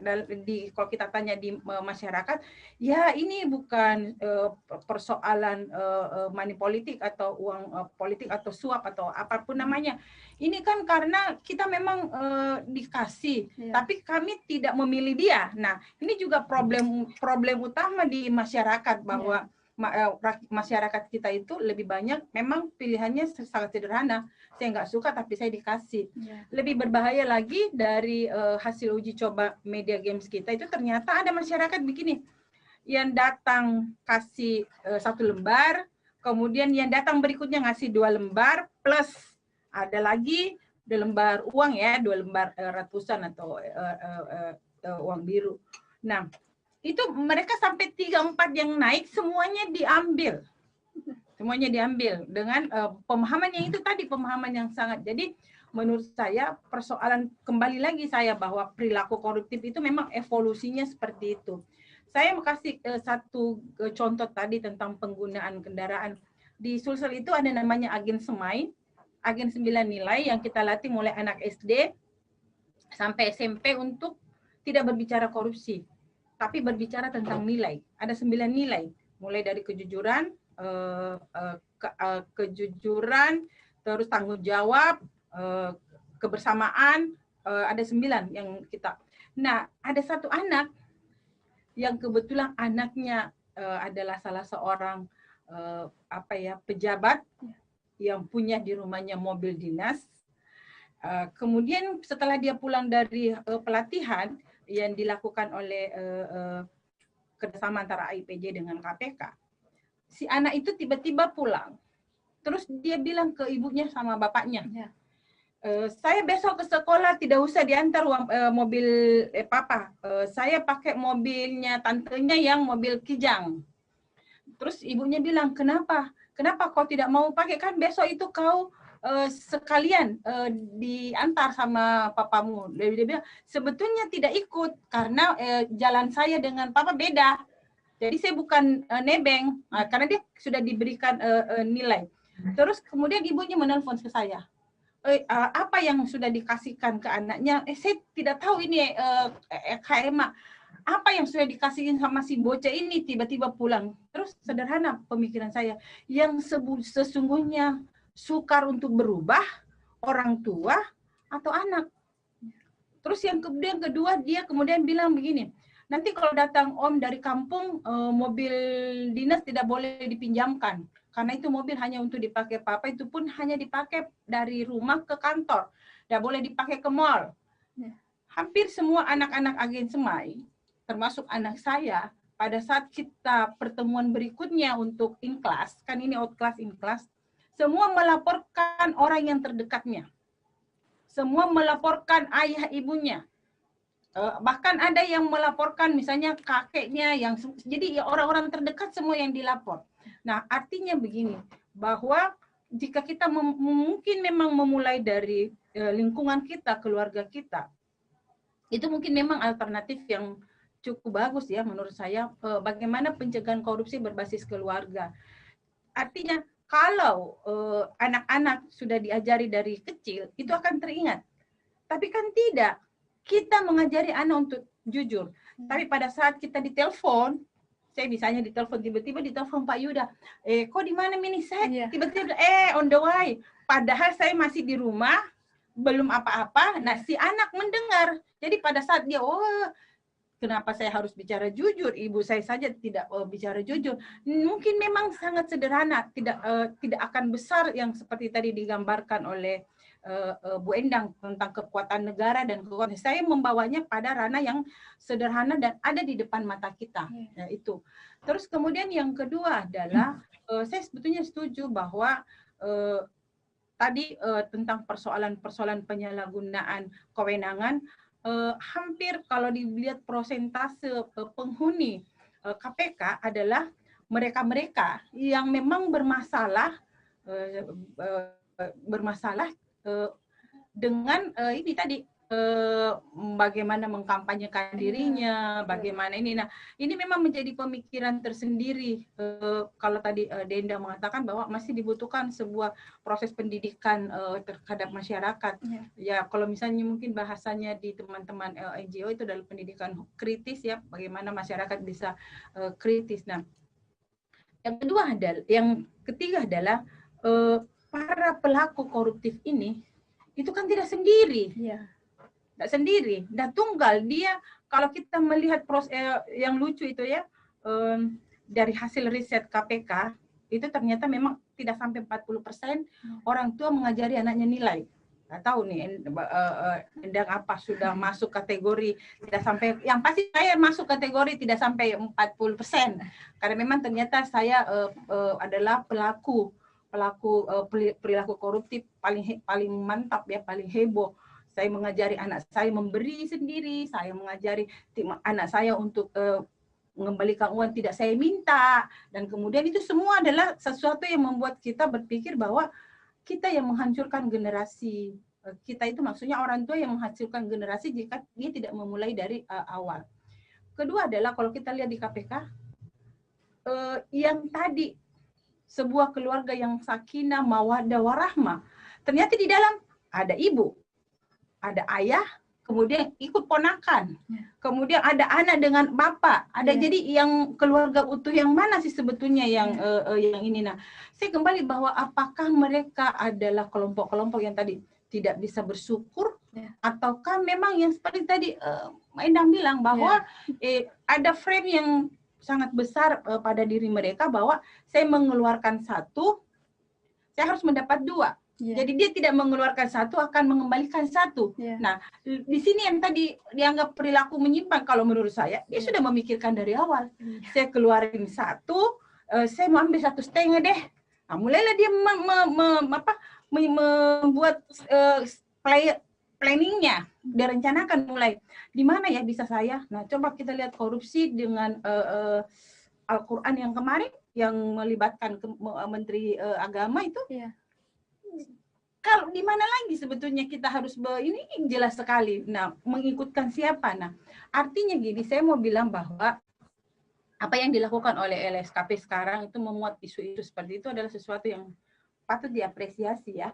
Nah, mengcombine antara apa yang disampaikan oleh kawan-kawan dari perguruan tinggi akademisi dengan kekuatan yang ada di kita. Jadi kita tidak boleh saling lepas jalan, karena mungkin saya agak susah memikirkan yang tadi bagaimana negara ini, bagaimana ya, meskipun saya bisa sampai situ, yang ada di dekat saya adalah bagaimana menciptakan generasi kecil ini, generasi yang ini untuk memotong rantai, memutuskan rantai perilaku koruptif tadi itu, jadi evolusinya tidak makin besar.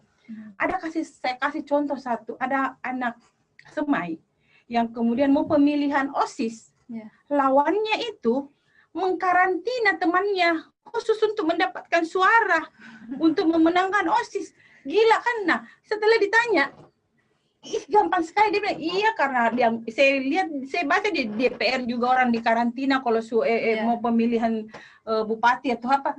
Saya berpikir begini, nah ini contoh jelas sekali yang kita kasih ke anak-anak kita, apakah ini yang akan diwariskan ke anak kita? Tentu menurut saya itu bukan seperti itu.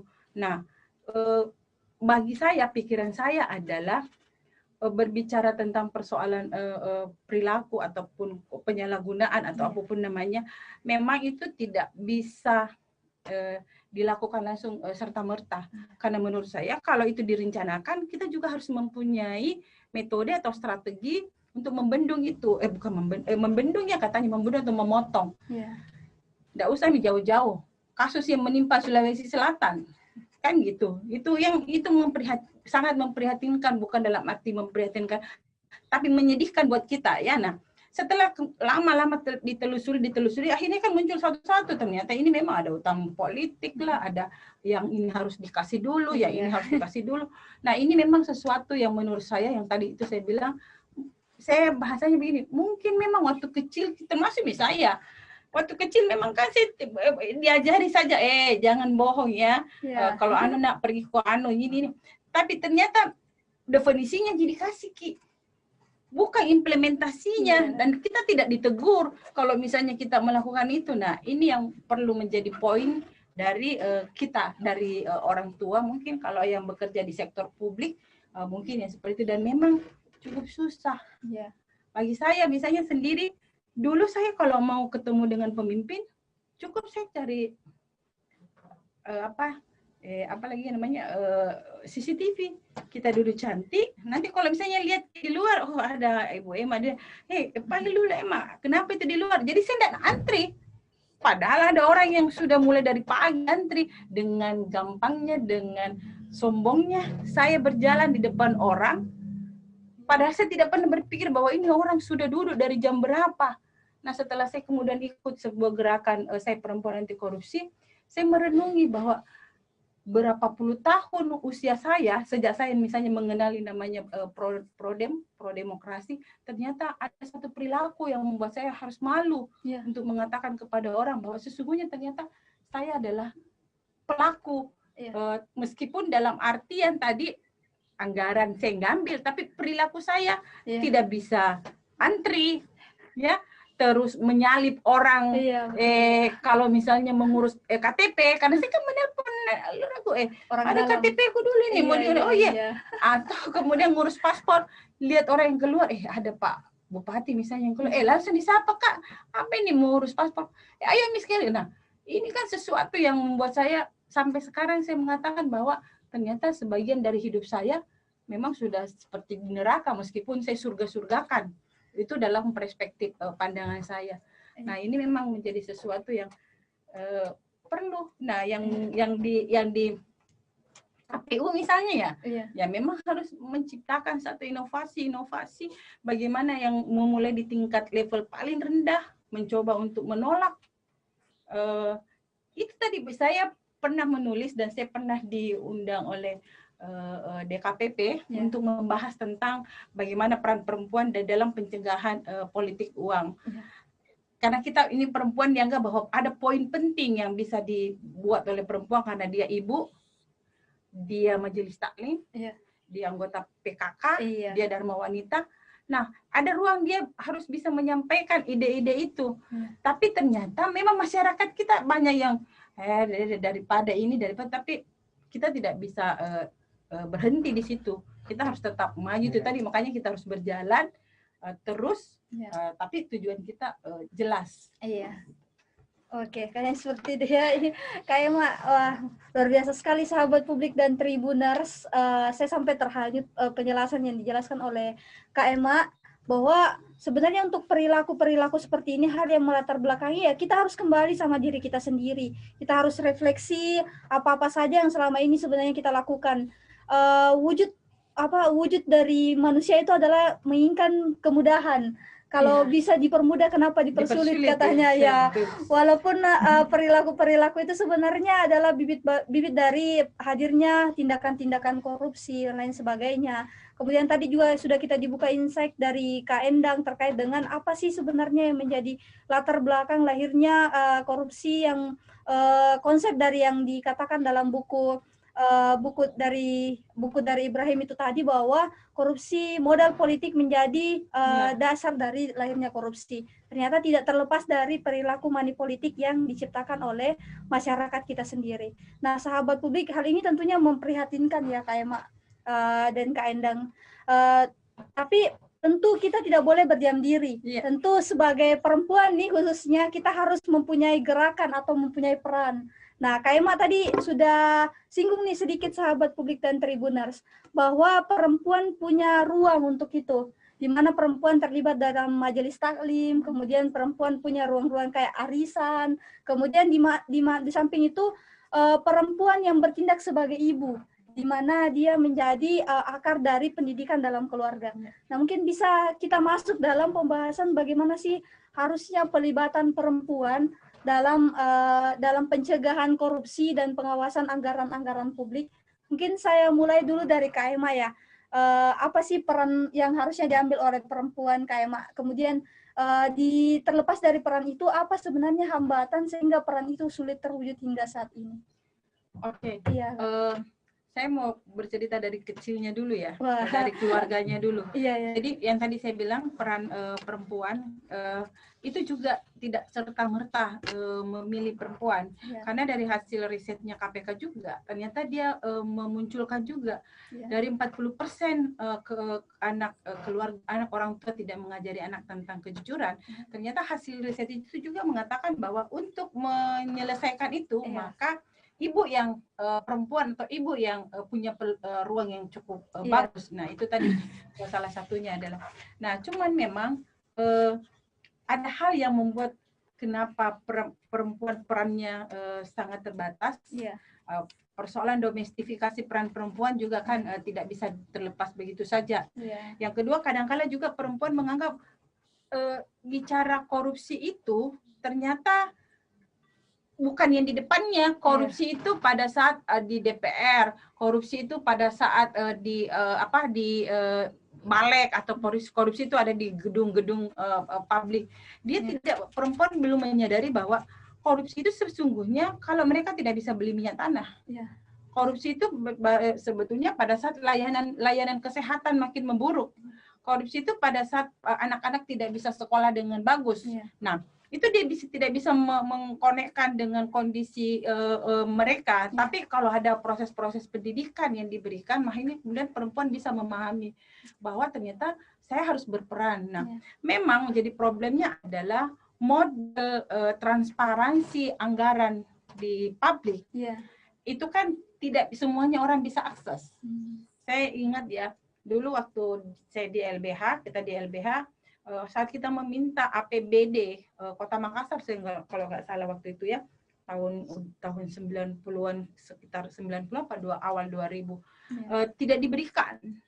Kemudian kita melakukan gugatan, karena itu adalah hak publik. Kita mau tahu. Nah, sekarang ini agak bagus karena banyak rekan-rekan, saya sih sebetulnya dulu termasuk mencoba untuk membuat analisis anggaran publik supaya kita bisa tahu peruntukan anggaran ini apakah betul untuk kepentingan sektor publik atau sebetulnya yang tadi Bu Endang sampaikan bahwa anggaran itu diperuntukkan untuk membayar kepentingan-kepentingan orang tertentu. Nah, dua hal ini yang menurut saya memang harus diperjelas. Posisi perempuan ada, tetapi kalau aksesnya memang tidak terbuka dengan baik, agak sulit juga kita kemudian untuk mengatakan tiba-tiba besok saya ke DPRD, saya minta dong dokumen anggaran APBD tahun ini. Saya mulai enggak seperti itu. Nah, ruang ini yang harus dibuka, ruang-ruang di mana perempuan-perempuan yang mempunyai kemampuan untuk melakukan analisis anggaran itu bisa dibuka dan itu dipublish. Jadi misalnya anggaran APBD Kota Makassar tahun ini prosentasenya untuk layanan kesehatan sudah mencukupi yang seperti yang standar, layanan pendidikan sesuai standar.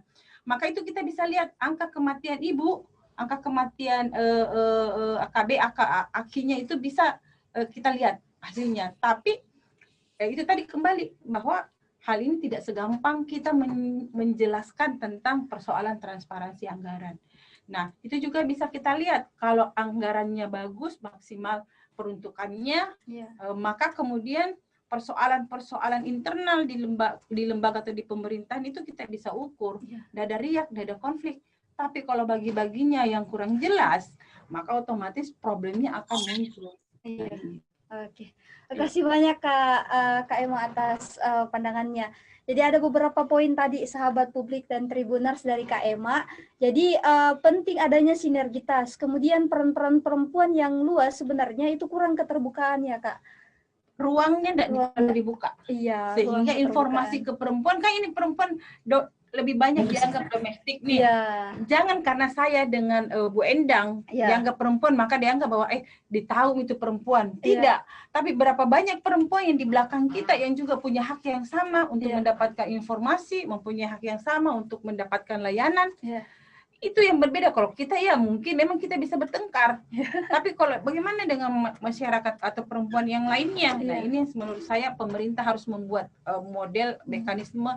Jangan kata akuntabilitas, transparansi dan partisipasi itu hanya jadi jargon. Simbolik saja ya Kak. Terlepas dari itu, tentunya pemerintah harus menerapkan regulasi-regulasi yang ada dengan tepat. Contohnya misalnya Undang-Undang Nomor 14 tahun 2008 sahabat publik dan tribuners tentang keterbukaan informasi publik. Itu kan penting untuk diterapkan oleh pemerintah, di mana setiap unsur dari negara ini bisa mengakses informasi publik, utamanya perempuan ya. Kak Emma. Jadi seperti itu sahabat publik dan tribuners. Tentunya juga pemerintah harus mempertegas hadirnya Undang-Undang Nomor 31 tahun 1999 tentang pemberantasan tindak korupsi. Tapi sebelum itu, sebelum saya pindah ke penjelasan dari Kak Endang, saya mau mengingatkan kepada sahabat publik dan tribuners, bagi yang ingin bertanya ya silakan tuliskan di kolom room chat dari Zoom itu sendiri, ataupun di chat yang ada di YouTube Tribun Timur. Nantinya setelah pembahasan dari Kak Endang, langsung saya akan menyampaikan pertanyaan dari sahabat publik dan tribuners kepada kedua narasumber hebat kita. Ya, saya kembali dulu kepada Kak Endang. Bagaimana nih Kak pandangan dari akademisi terkait dengan pelibatan perempuan. Ruang-ruang mana yang sebenarnya bisa diakses oleh perempuan dan apa saja hambatan yang dialami oleh perempuan selama ini sehingga peran dan ruang itu sulit untuk diakses. Ya, silakan Kak Endang. Ya, baik. Mungkin saya memulainya dengan menggarisbawahi tadi apa yang disampaikan oleh Kak Emma ya, bahwa yang sangat kita butuhkan itu sebenarnya adalah soal akses. Akses yang sama antara laki-laki dan perempuan, dan saya kira itu kita bisa percayakan pada proses demokrasi hari ini, bahwa ruang antara laki-laki dan perempuan itu diberikan kesempatan yang sama khususnya mengakses jabatan-jabatan publik. Nah, terkait kenapa perempuan harus dilibatkan, kenapa perempuan harus dilibatkan dalam proses penyusunan anggaran publik, saya kira kita ketahui bersama hambatannya memang dari dulu seperti yang tadi Kak Emma sampaikan, ada soal patriarki, sistem patriarki masih berakar di masyarakat kita, domestifikasi peran perempuan dan sebagainya. Saya pada kesempatan ini tidak ingin menghadap-hadapkan antara piece to piece antara laki-laki dan perempuan. Saya tidak ingin bicara ke situ. Saya ingin bicara tentang akses. Saat ini aksesnya sama. Sudah diberikan ruang dalam sistem politik kita. Perempuan diberikan kesempatan untuk juga masuk dalam jabatan-jabatan publik. Hanya saja memang persoalannya tantangan yang besar memang dihadapi oleh perempuan. Nah, saat ini dari data LSKP tadi juga, data di KPU juga memang peningkatan jumlah perempuan di parlemen itu sudah semakin meningkat. Hari ini jumlah perempuan sudah signifikan, dan tentu ini menjadi angin segar bagi kita, khususnya kaum perempuan, agar bagaimana apa yang menjadi kebutuhan perempuan harusnya itu tercermin dalam postur APBD, postur APBN kita. Nah, memang kita menitip harap yang besar ya kepada perempuan yang duduk, karena sekali lagi ada banyak sekali kebutuhan khusus untuk perempuan, pelayanan khusus untuk perempuan yang hanya dipahami oleh perempuan itu sendiri.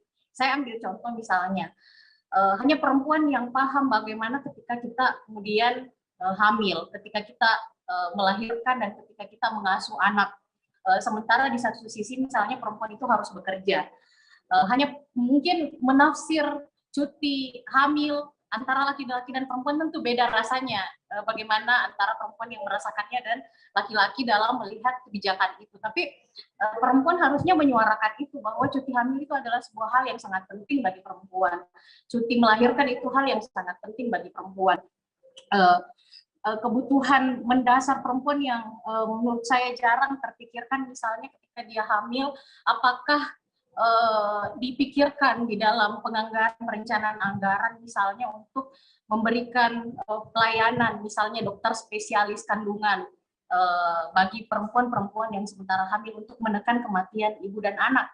Kalau di kota seperti Makassar misalnya ya mungkin tidak ada masalah, tapi bisa kita bayangkan bagaimana ketika itu terjadi di kabupaten, di daerah kabupaten, di daerah pelosok-pelosok. Jarang sekali kita dapatkan, bahkan mungkin tidak ada di daerah pelosok ada dokter spesialisnya, yang ada dokter umum. Padahal kebutuhan dokter spesialis kandungan itu sangat penting. Nah, sekarang persoalannya apakah dana yang dialokasikan untuk tunjangan misalnya ke dokter spesialis itu dipikirkan ketika menyusun postur APBN. Itu yang memikirkan itu harusnya perempuan. Jangan sampai ya, yang terjadi itu diabaikan dan dianggap karena jarang misalnya dialokasikan, tidak pernah sebelum-sebelumnya itu dianggap tidak penting, padahal itu adalah hal yang sangat penting. Layanan ambulans untuk yang siap siaga 24 jam untuk ibu-ibu di pelosok, apakah itu dipikirkan? Pemenuhan gizi bagi ibu-ibu untuk mencegah stunting misalnya, layanan susu untuk anak-anak balita di dalam proses pasca melahirkan, puskesmas yang kemudian punya fasilitas melahirkan yang cukup bagi perempuan, apakah itu dipikirkan di dalam proses perencanaan anggaran kita? Itu kebutuhan perempuan yang seharusnya itu perempuan yang lebih paham soal itu. Nah, sekarang pertanyaannya, apakah kebutuhan-kebutuhan mendasar itu menjadi prioritas ketika anggaran disusun, ketika APBD akan disahkan atau APBD sementara diusulkan dan disahkan?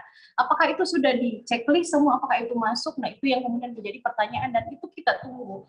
Karena ketika komitmen itu perempuan tidak menyuarakan apa yang menjadi kepentingan dari perempuan itu sendiri ya, tentu kita pasti kecewa ketika itu terjadi. Sama halnya misalnya dengan Jangan sampai yang terjadi lebih banyak anggaran yang dikeluarkan untuk pengadaan alat elektronik, pengadaan mobil dinas misalnya, pengadaan hal-hal yang sifatnya hal-hal seperti itu, tapi untuk susu bayi, untuk penyediaan tunjangan dokter spesialis misalnya, agar dokter spesialisnya mau bekerja di desa, pelayanan kebutuhan vitamin bagi ibu-ibu hamil misalnya, itu sama pentingnya. Jangan-jangan itu sekian persen, sementara postur APBN lebih banyak pada hal-hal yang tadi, pada kepentingan-kepentingan umum yang tidak langsung menyasar pada kebutuhan dasar dari perempuan. Itu sehingga kenapa kemudian setelah akses didapatkan dari proses demokrasi di mana one man one vote tadi, perempuan juga berhak untuk dipilih, maka tantangan selanjutnya yang harus dijawab oleh perempuan adalah bagaimana perempuan yang duduk yang menyuarakan apa yang menjadi kepentingan dari perempuan, yang hanya mereka yang paham itu. Nah, kemudian hal yang lain, tantangannya tentu kita, sistem patriarki di masyarakat kita, mau tidak mau kita masih akui itu terjadi. Kalau di kota kita tidak merasakannya, mungkin di keluarga-keluarga di daerah misalnya, itu masih merasakan hal yang sama. Misalnya, saya kasih contoh, ketika satu keluarga hanya memiliki kemampuan untuk membiayai satu anak, misalnya untuk lanjut ke perguruan tinggi, tapi dia memiliki 2 anak misalnya, dia punya 1 anak laki-laki dan 1 anak perempuan untuk mengakses kuliah, maka ya pasti lebih banyak diutamakan itu adalah anak laki-laki. Biarkan anak laki-laki yang sekolah, anak perempuannya tinggal di rumah memasak, kemudian menunggu dilamar dan kemudian dinikahkan. Mindset seperti itu masih banyak kita temui di pikiran-pikiran masyarakat kita, bahwa ya selalu dianggap patriarki itu memang masih ada, laki-laki memiliki hak yang lebih besar dibanding perempuan. Makanya kalau saya stressingnya seperti yang tadi Kak Emma sampaikan, persoalan akses itu yang paling penting. Akses, bahwa perempuan diberikan ruang untuk sama-sama bisa mengakses jabatan publik, sama-sama bisa mengakses hal-hal di mana dia juga memiliki wewenang di dalam menyusun anggaran, di dalam menentukan alokasi anggaran, dan selanjutnya ya tentu kompetensi dalam hal ini. Perempuan ketika sudah diberikan akses harus mampu menjawab itu, bahwa mereka datang bukan hanya mewakili kepentingan secara umum, tetapi juga membawa hal yang lebih besar, yaitu bagaimana mewujudkan keadilan untuk perempuan itu sendiri. Jadi itu sebenarnya yang menjadi tantangan terbesarnya. Bagaimana kompetensi menjawab bahwa memang perempuan bisa hadir untuk menjamin pelayanan, menjamin hak-hak perempuan itu terfasilitasi dalam alokasi anggaran baik di APBN maupun APBD yang memang peruntukannya untuk publik. Sedikit Iya, bisa. boleh. Ya, terima kasih Kak Endang atas gambarannya. Mungkin ada tambahan sedikit ya dari Kak Saya Emma. tertarik Iya, dengan silakan, tentang struktur tubuh anggaran. Sebetulnya kalau pemerintah mau konsisten terhadap proses bagaimana menyusun proses anggaran yang responsif gender, kan kita sebetulnya punya PPR, yaitu perencanaan penganggaran yang responsif gender, yang harus dilakukan oleh semua OPD, organisasi perangkat daerah, yang kemudian pada saat link ke legislatif itu sudah connect. Nah, salah satu dokumen pelengkap di dalam PPRG itu adalah bagaimana mencoba membuat gap gender analisis pathway, dan kemudian bagaimana menyusun JBS-nya. Nah, kalau itu misalnya dilakukan, maka kemudian kita agak gampang untuk melihat strukturnya. Misalnya ternyata kegiatan yang dilakukan oleh salah satu dinas, katakanlah dinas A, ini membuat satu kegiatan, ternyata setelah kita buka gender analisis pathway-nya, kemudian JBS-nya, ternyata kegiatan itu sesungguhnya tidak bisa di situ, karena kegiatan ini diperuntukkan kepada orang miskin, tapi dibuat di Panakukang misalnya, atau dibuat. Nah, kalau itu semua proses-proses penganggaran yang ada di OPD sudah dilebur menjadi menggunakan proses penganggaran PPRG dengan dokumen lampiran, maka kita juga tidak akan bermasalah dengan pada saat kita ke DPR, karena kita sudah bisa memperlihatkan, karena di dalam dokumen itu jelas sekali prasyarat-prasyarat apa yang harus terpenuhi di gender analysis pathway itu jelas sekali komponennya, dan juga di situ bisa menjelaskan oh ternyata anggaran ini memang dibuat untuk menyelesaikan persoalan spesifik bagi perempuan, atau oh ini memang digunakan untuk menyelesaikan persoalan antara perempuan dan laki-laki. Nah, kalau proses-proses itu dipakai oleh di Kota Makassar melalui Dinas Pemberdayaan Perempuan Kota Makassar, menurut saya sudah cukup bisa ya. Ada beberapa teman-teman yang menjadi konsultan untuk menyusunnya itu, kemudian juga di provinsi. Kedua hal ini bisa memperkecil ruang korupsi. Cuman memang yang menyusunnya itu adalah OPD yang kasihan, bukan kasihan nih, OPD yang menurut sudah kecil anggarannya, sudah. Nah, si OPD yang cukup besar mengelola anggaran ini abai terhadap ini. Jadi kemudian yang tadi dikhawatirkan itu struktur batang tubuh penganggaran sulit untuk kita menganalisisnya. Teman-teman misalnya kawan-kawan di Yayasan Mitra Bangsa Yasmir itu mencoba melihat men-tracking anggaran, struktur anggaran di beberapa daerah. Ternyata kelihatan kalau sudah kita analisis, kelihatan memang terlihat di depannya seolah-olah bahwa anggaran ini sudah anggaran seperti tadi merespon tentang ambulans desa, merespon, tapi setelah di tracking lebih jauh ternyata hanya 0 sekian persen dari besaran anggaran yang ada. Nah, ini yang saya maksud tadi, ruang-ruang itu ya, yang tahu cuman kita, kami ini ibu-ibu RT atau apa itu yang seharusnya menjadi sasaran dari itu kan tidak tahu. Jadi ini yang saya maksud tadi, proses-proses penganggaran yang belum terbuka itu juga menjauhkan perempuan di dalam berperan untuk berpartisipasi di dalam proses penganggaran yang baik. Baik, terima kasih Kak Emma. Jadi pengaruh utama gender sangat penting ya dalam penganggaran. Tentunya peran-peran OPD yang ada di perangkat-perangkat pemerintahan itu sangat penting untuk bagaimana menciptakan sinergitas untuk mewujudkan itu semua. Karena anggaran itu harus memang spesifik, sesuai dengan kebutuhan masyarakat ya. Tidak misalnya anggaran yang dialokasikan sebenarnya untuk masyarakat miskin malah dilaksanakan di wilayah-wilayah perkotaan yang sebenarnya bukan peruntukan untuk slum area, kemudian bukan untuk warga miskin dan sebagainya, sehingga tidak efektif dan efisien ya Kak dalam penganggaran. Jadi tentunya sangat luar biasa ketika kita bisa merefleksi bersama hal-hal seperti ini. Sahabat publik dan tribuners, Kak Endang, Kak Emma, kita punya satu pertanyaan dari salah seorang sahabat publik, namanya Muhammad Kudail. Jadi pertanyaannya itu adalah terkait dengan bagaimana sih sebenarnya cara pengawasan anggaran. Sementara kondisinya saat ini pemerintah belum mau terbuka terkait dengan bagaimana pengalokasian anggaran yang ada. Nah, tadi sempat disinggung ya sama Kak Emma, bahwa memang pemerintah belum terbuka untuk hal itu. Nah, oleh karena itu saya mau mungkin minta pandangan sedikit dari Kak Endang dulu ya Kak. Bagaimana? Iya, bagaimana sih Kak? Pikir supaya saya bahasanya agak sedikit lebih, Iya, bagaimana sih Kak sebenarnya keterbukaan informasi terkait dengan anggaran itu yang harusnya pemerintah lakukan kepada masyarakat dan harusnya bisa diakses oleh masyarakat. Silakan Kak Endang. Ya. Saya kira hal itu adalah sebuah keharusan ya untuk disampaikan bahwa seperti inilah postur dari anggaran yang kemudian dialokasikan untuk publik tadi dan semua orang bisa mengaksesnya. Tentu ketika itu dilakukan maka pengawasan bisa lebih efektif dan kita semua bisa melakukan pengawasan.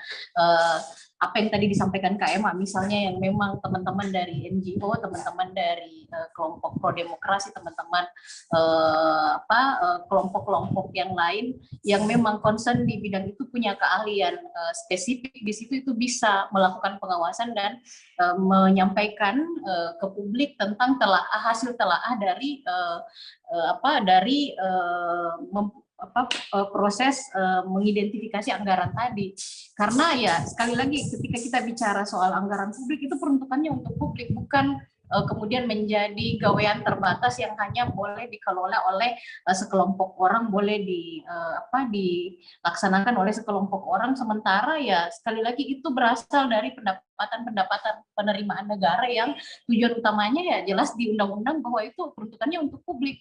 Makanya prinsip keadilan, prinsip bagaimana mensejahterakan masyarakat, bagaimana memberikan ruang bagi semua itu harusnya itu terwujud dalam anggaran kita. Dan sekali lagi yang saya mau bilang, ujung dari politik, ujung dari proses demokrasi, ujung dari proses politik itu adalah anggarannya seperti apa. Janji-janji dari setiap paslon yang disampaikan pada kampanye itu akan berakhir janji ketika kemudian tidak bisa dilihat pada komitmennya, pada anggaran yang kemudian diusulkan. Anggarannya seperti apa, komitmen keberpihakan kepada rakyat yang selalu disampaikan oleh banyak pihak itu dilihat pada bagaimana anggaran itu dialokasikan. Jadi pembuktiannya sebenarnya di situ, dan masyarakat berhak tahu dong apa yang kemudian dilakukan oleh mereka yang terpilih pada alokasi anggaran yang diperuntukkan itu untuk apa. Jadi saya kira ujiannya di situ, mereka apakah layak untuk memimpin pada periode selanjutnya, apakah layak untuk dipilih lagi, layak untuk betul-betul memegang mandat rakyat, itu tergantung pada komitmennya pada alokasi anggaran yang ada, peruntukannya untuk apa dan seperti apa. Saya kira di situ.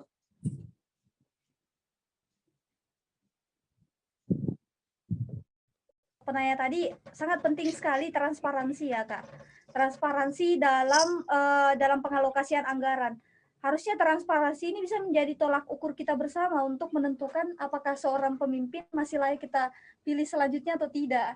Nah, harusnya itu yang hadir di tengah masyarakat. Nah, sekarang kita dengarkan nih, apa tanggapan dari Kak Emma terkait keterbukaan informasi menyangkut anggaran publik, Kak? Sebetulnya kalau kita berbicara tentang anggaran publik, jelas kan, itu harus dipublish kan, namanya publik yang punya anggaran.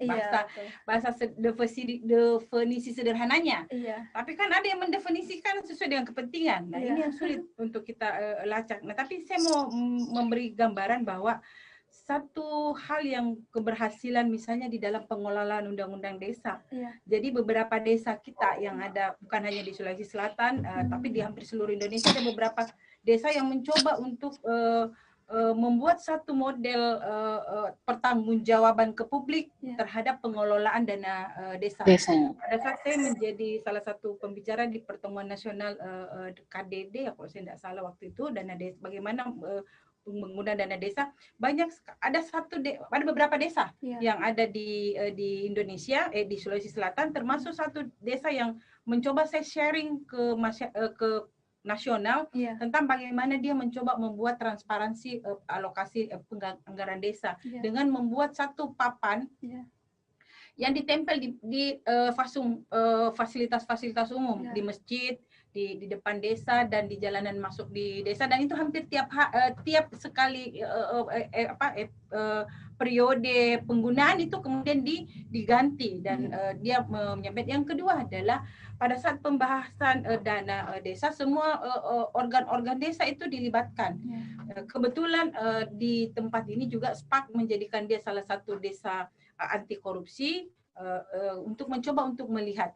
Nah, dan ibu desanya juga mengakui dulu pada saat mengambil dana desa di bank, dia tuh hanya dia dan satu orang misalnya adalah pengelola aparat desa, tapi setelah dia mengikuti training, dia membawa aparatnya, dia membawa Babinsa untuk memperlihatkan ke orang bahwa kalian punya hak untuk melihat bagaimana struktur dana desa. Begitu juga peruntukannya. Nah, baru-baru ini saya kebetulan bersama dengan Pak Yuda, kita baru-baru ini berkunjung ke salah satu desa di Mamuju, dan di desa itu berkomitmen dan bertekad, ada tekad dan komitmennya untuk menyusun satu model desa yang semuanya terinspirasi, baik dia berkaitan dengan perlindungan anaknya, perlindungan perempuannya, dan kemudian juga pengelolaan anggaran yang bisa terbuka. Nah, ini adalah contoh di tingkat desa. Nah, sekarang kan pertanyaannya adalah, mungkin sulit kalau dia itu dibawa ke konten yang lebih tinggi, misalnya kecamatan, kelurahan, kecamatan maupun kabupaten. Menurut saya tidak sulit, karena makin tinggi makin bisa diinovasi. Misalnya menggunakan sistem yang bisa diakses misalnya orang. Jadi misalnya ada satu sistem transparansi yang dibuat dan semua orang bisa mengakses. Memang mungkin akan akan diusahakan untuk membuat sistemnya dengan baik, menggunakan orang-orang IT yang cukup bagus supaya itu bisa, dan itu dipublish. Yang sekarang kan jadi bermasalah, kalau kita mau meminta misalnya APBD, kita harus cari channel dulu. Kalau misalnya Wendang atau mungkin ya kalau misalnya ada yang menganggap bahwa saya cukup dikenal, atau orang lain yang ke sana mungkin bisa lah, mungkin kita tapi kalau misalnya tiba-tiba ada perempuan hebat di tingkat lurah, tingkat desa yang datang ke sana, saya mau minta boleh nggak saya dikasih anggaran yang berkaitan dengan ini, saya mau melakukan, paling-paling kan ditanya untuk kepentingan apa, karena kecurigaan itu kan orang kalau bicara tentang anggaran, curiganya itu sangat tinggi. Jangan-jangan saya nanti mau dilapor, jangan banyak sekali jangan-jangannya. Karena kenapa begitu? Karena memang ada model, ada sesuatu yang mau disembunyikan di dalam proses itu. Nah, bagaimana sebetulnya kita mencoba untuk melakukan, kan ditanya untuk kepentingan apa? Makanya ya untuk pengawasan yang tadi, bagaimana kita mencoba melakukan pengawasan, ya sekecil-kecilnya mungkin menurut saya ya dimulai dari mungkin ambil satu OPD misalnya, ambil ini, jadi bukan secara besar, tapi kalau mau langsung secara keseluruhan memang harus membuat kita mari sama-sama menyusunnya dengan koalisi masyarakat sipil. Saya bikin koalisi masyarakat sipil untuk pemantauan anggaran. Nah, kita secara kelembagaan meminta, kemudian ini koalisi masyarakat sipil ini menyampaikan ke publik, begini loh struktur anggaran yang ada di Kota Makassar, di Sulawesi Selatan, dan beberapa kabupaten kota. Nah, menurut saya, salah satu poin yang bisa dilakukan LSKP, ya karena ini LSKP adalah lembaga studi kebijakan publik, dan tentu kalau kita berbicara kebijakan publik, termasuk kebijakan di dalam persoalan penganggaran. Jadi kalau dia yang maju, atau membuat ruangnya, nah kita kumpulin orang-orang yang bisa melakukan analisisnya, dan kemudian kita menjadi publish. Kalau misalnya person-person, pertama kita kesulitan mengakses, kedua kita tidak punya skill, keterampilan untuk melakukan analisis, keempat kalaupun kita bisa menganalisis, kemana kita bawa sebagai upaya untuk melakukan advokasi yang baik. Nah, kalau misalnya kita melakukan advokasi, kita ketemu dengan orang-orang yang mempunyai ruang-ruang untuk mendiskusikan tentang bagaimana mendorong kebijakan yang adil atau kebijakan yang responsif gender. Gitu. Iya, baik. Terima kasih Kak Emma atas pandangannya. Tentu saya sangat luar biasa ketika keterbukaan informasi ini harus kita bisa dorong ya untuk penerapannya di daerah. Nah, implementasi yang dilaksanakan di desa-desa terkait dengan transparansi anggaran harusnya lebih mudah bisa diterapkan dalam tingkatan jenjang yang lebih tinggi ya Kak. Seharusnya tidak dipersulit. Tidak dipersulit. Ya. Oke, baik sahabat publik dan Tribuners. Masih ada satu lagi nih Kak sebelum kita closing statement. Satu pertanyaan dari Muhammad Pudail.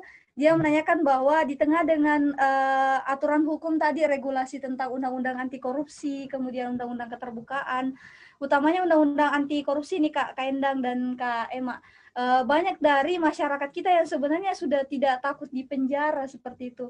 Nah, bagaimana nih pandangan Kak Emma terus Kak Endang terkait dengan hal itu? Apa bentuk regulasi atau apa bentuk efek jera yang bisa diberikan kepada masyarakat atau pelaku-pelaku menyimpang itu di samping lagi dari penerapan hukum yang tegas seperti itu Kak? Mungkin ada dari Kak Emma dulu. Oke. Kalau kita mencermati suhu panas sekarang ya di KPK dengan adanya revisi undang-undang, kan dulu undang-undang KPK itu sangat kuat ya, sangat strong ya. Banyak sekali kekuatan-kekuatan yang diberikan, termasuknya bagaimana melakukan penyadapan, semua kekuatan-kekuatan. Nah, setelah pasca revisi undang-undang KPK, beberapa kelompok mengatakan bahwa disinilah memulai proses pelemahan KPK ya. Kalau kita mengikuti misalnya Cicak Buaya jilid 1 sampai jilid 3.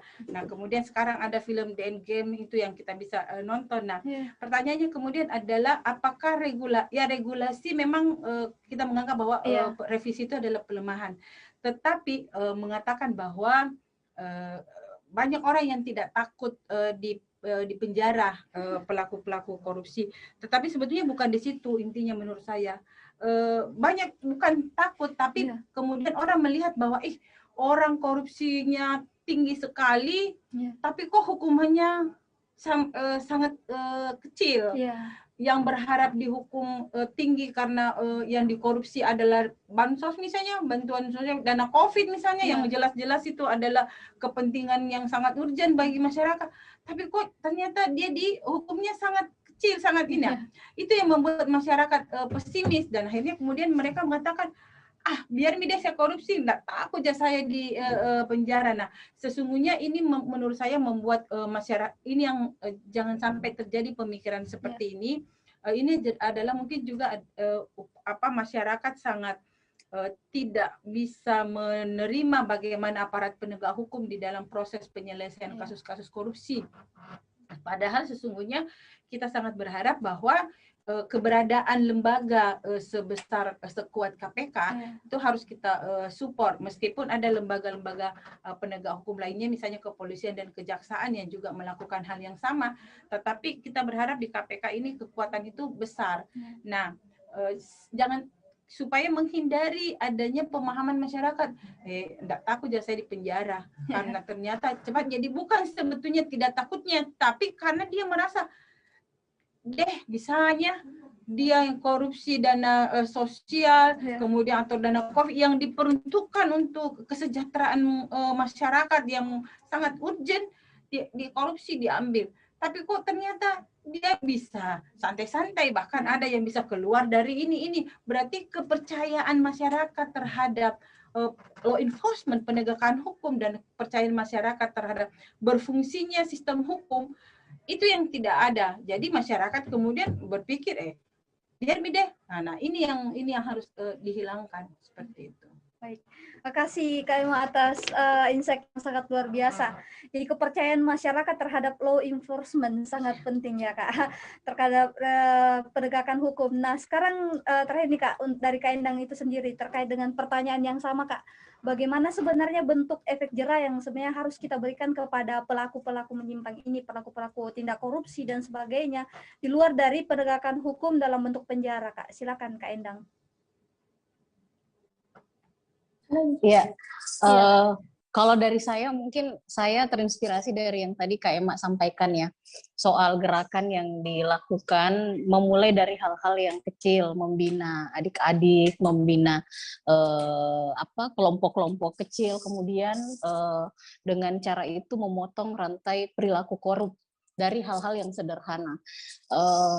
Mungkin memang kita berharap banyak pada regulasi kita agar itu efektif untuk melakukan penegakan hukum, tapi itu juga harus dibarengi pada hal-hal sederhana untuk menghindarkan kita semua dari perilaku korup. Karena dari ceritanya Kak Emma tadi, saya juga kepikir jangan-jangan selama ini kita juga sudah melakukan banyak perilaku korup tanpa kita sadari, dan sebenarnya itulah cikal bakal sehingga kemudian ketika melakukan hal-hal perilaku korup yang lebih besar itu dianggap biasa saja karena sudah jadi kebiasaan. Terkait hal ini saya ingat apa yang Jalaluddin Rumi sampaikan, bahwa dia bilang begini, ketika saya cerdas saya ingin mengubah dunia, tapi ketika saya bijak saya ingin mengubah diri sendiri dan dunia pun berubah. Dan memang semuanya dimulai dari perilaku diri sendiri, dari hal-hal kecil. Adik-adik mahasiswa mungkin dari tidak lagi menitip absen pada saat kuliah. Kalau tidak datang, ya tidak datang. Anda tidak datang berarti siap dengan konsekuensi Anda tidak datang. Ketika final test tidak menyontek misalnya atau tidak meminta jawaban dari teman-teman, itu upaya untuk jujur dengan kapasitas diri sendiri dan siap dengan konsekuensi nilainya. Ya siapa suruh tidak belajar, maka nilainya tidak sesuai dengan yang diharapkan. Tidak bluffing dengan semuanya dengan cara yang tidak jujur kepada anak-anak kecil sedari dini, itu ditanamkan seperti yang tadi Kak Emma sampaikan. Misalnya sekarang perilaku kita misalnya mendampingi anak-anak kita sekolah daring. Ketika ujian, karena gurunya tidak mampu mengawasi semua, yang ujian adalah orang tuanya. Anaknya cuma duduk, ibunya yang kemudian mengerjakan tugasnya semua. Ya, saya kepikiran itu harus dimulai. Mereka harus dibiasakan untuk jujur dengan proses yang mereka lakukan. Dan itu memang harus dilakukan karena ketika itu mulai dibiasakan, maka ya kita sebenarnya sedang menanamkan perilaku yang salah. Saat ini ajang kenaikan kelas, jangan-jangan yang naik kelas adalah ibu-ibunya, bukan anaknya yang naik kelas. Anaknya kapasitasnya tetap seperti itu, tapi ternyata yang naik kelas adalah ibunya karena ibunya yang mengikuti sekolah daring selama ini. Saya kira seperti itu. Begitu pula kuliah daring, begitu pula dengan hal-hal yang lain. Saya kira itu yang paling harus kita lakukan sekarang. Ketika saat ini perilaku berurat berakar di negara kita, mari kita memulainya dari masing-masing dari hal-hal sederhana di sekeliling kita, dari diri kita dan hal-hal sederhana yang bisa kita wujudkan di mana kita berkiprah, di mana kita aktif. Saya kira seperti itu. Tentu dengan yang lain juga pengawasan tetap harus jalan pada penegakan hukum, undang-undang harus tetap efektif untuk bikin efek jerah, tapi hal yang tidak kalah pentingnya itu tadi. Saya kira seperti itu.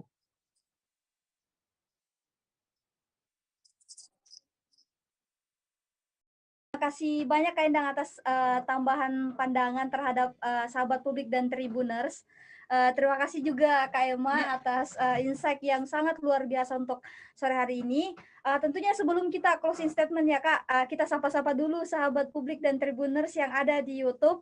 Jadi banyak sekali nih yang gabung di YouTube. Ada yang mengatakan dari Manuel Muhammad, Jumat Berkah. Oke, kemudian dari Lisa Army, mantap, sudah edisi 6 saya ketinggalan. Ya, kalau ketinggalan bisa dinonton ulang di YouTube Tribun Timur. Kemudian ada juga tanggapan makin maju Indonesia, makin gak karuan kelakuan perempuan Indonesia, hilang norma, etika, dan kebiasaan adat istiadat budaya bangsa. Semoga perempuan kedepannya semakin mengambil peran ya tentunya di ranah-ranah publik. Tentunya perempuan harus memiliki power yang lebih untuk bukan hanya dalam pengawasan anggaran, tapi semua lini yang ada. Jadi seperti itu. Kemudian terima kasih sahabat publik juga yang telah gabung di Zoom meeting yang tentunya tanggapannya tidak bisa saya bacakan satu persatu. Apresiasi yang sebesar-besarnya. Nah, mari kita dengarkan closing statement dari kedua narasumber kita. Saya sebenarnya masih mau membuka pembicaraan yang jauh lebih luas, tapi mungkin untuk Women Talk edisi 6 waktu membatasi kita ya Kak Endang dan Kak Emma. Jadi kita mau dengarkan closing statement nih. Siapa duluan nih, Kak Emma atau Kak Endang dulu? Oke, Kak Emma dulu ya. Oke, silakan Kak Emma. Ya apa ya closing saya sebetulnya gini, bahwa memang problem yang nyata itu tidak jauh dari kehidupan perempuan sendiri. Tapi perempuan bisa menjadi sumber inspirasi. Nah, bagaimana perempuan menjadi sumber inspirasi? Tentu memang perempuannya tidak harus berdiam diri. Nah, sekecil apapun yang kita akan lakukan, itu berkontribusi untuk kebaikan masyarakat, kebaikan anak-anak, kebaikan perempuan. Meskipun di luar sana banyak hal yang dialami oleh perempuan yang di luar dari nalar logika kita, tapi kita tetap menganggap bahwa mari kita berperan sekecil apapun, karena peran yang sekecil itu bisa berkontribusi baik untuk kehidupan masyarakat. Itu aja. Terima kasih banyak Kak Emma. Wah, apresiasi sebesar-besarnya untuk Kak Emma. Nah, kita dengarkan closing statement dari Kak Endang. Nah, apa nih Kak inspirasinya untuk perempuan Indonesia? Silakan Kak Endang. Ya, terima kasih. Mungkin saya ulang yang tadi saya bilang ya, kalimatnya Jalaluddin Rumi, ketika saya cerdas, saya ingin mengubah dunia. Hari ini saya bijaksana, saya ingin mengubah diri sendiri, maka dunia pun berubah. Jadi semua dimulai dari diri sendiri saja dulu.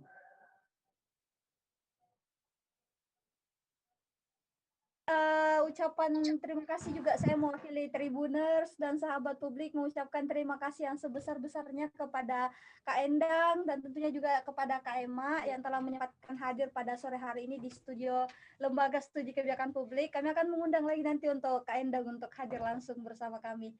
Oke, ucapan terima kasih juga kepada para peserta yang sudah hadir melalui Zoom meeting, para organisasi-organisasi mitra Lembaga Studi Kebijakan Publik yang senantiasa mendukung program advokasi kepemimpinan dan peran perempuan dalam ranah publik.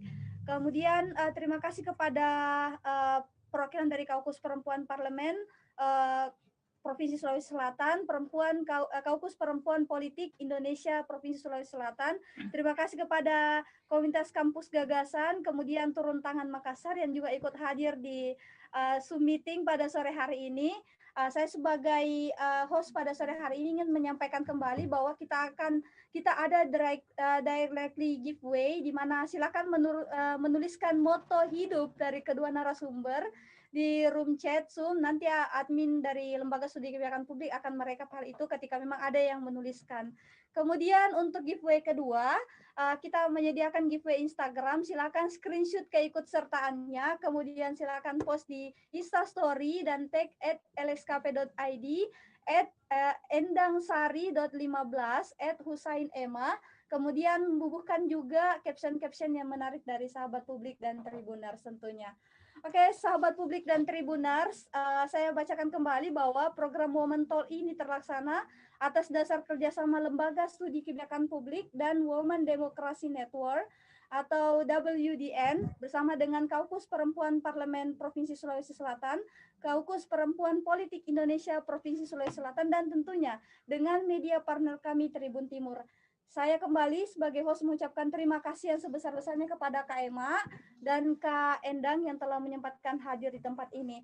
Oke, sebagai penutup saya mungkin tidak akan memberikan kesimpulan, tapi seperti biasanya saya akan memberikan sepotong saja kepada sahabat publik dan Tribuners yang tentunya mengandung makna tersirat dari tema kita pada sore hari ini. Katanya dunia semakin semraut dan berkutat dengan apatis. Artinya transparansi masih kunjung politis. Katanya pengawasan anggaran masih terlihat mistis. Artinya pelibatan perempuan masih ada dalam circle pesimis. Katanya ajang kontestasi politik masih menyapa dengan sinis. Artinya para cukong masih menjadi masinis. Katanya lenyapnya korupsi masih jauh dari kata optimis. Artinya aksi dan gerakan anti korupsi harus makin sinergis. Sekian sahabat publik dan Tribuners, saya Alfiana selaku host Women Talk edisi 6, 25 Juli 2021, pamit undur diri, sampai jumpa di Women Talk edisi 7 selanjutnya. Salam sahabat publik, tetap kritis dan mari mengawal demokrasi.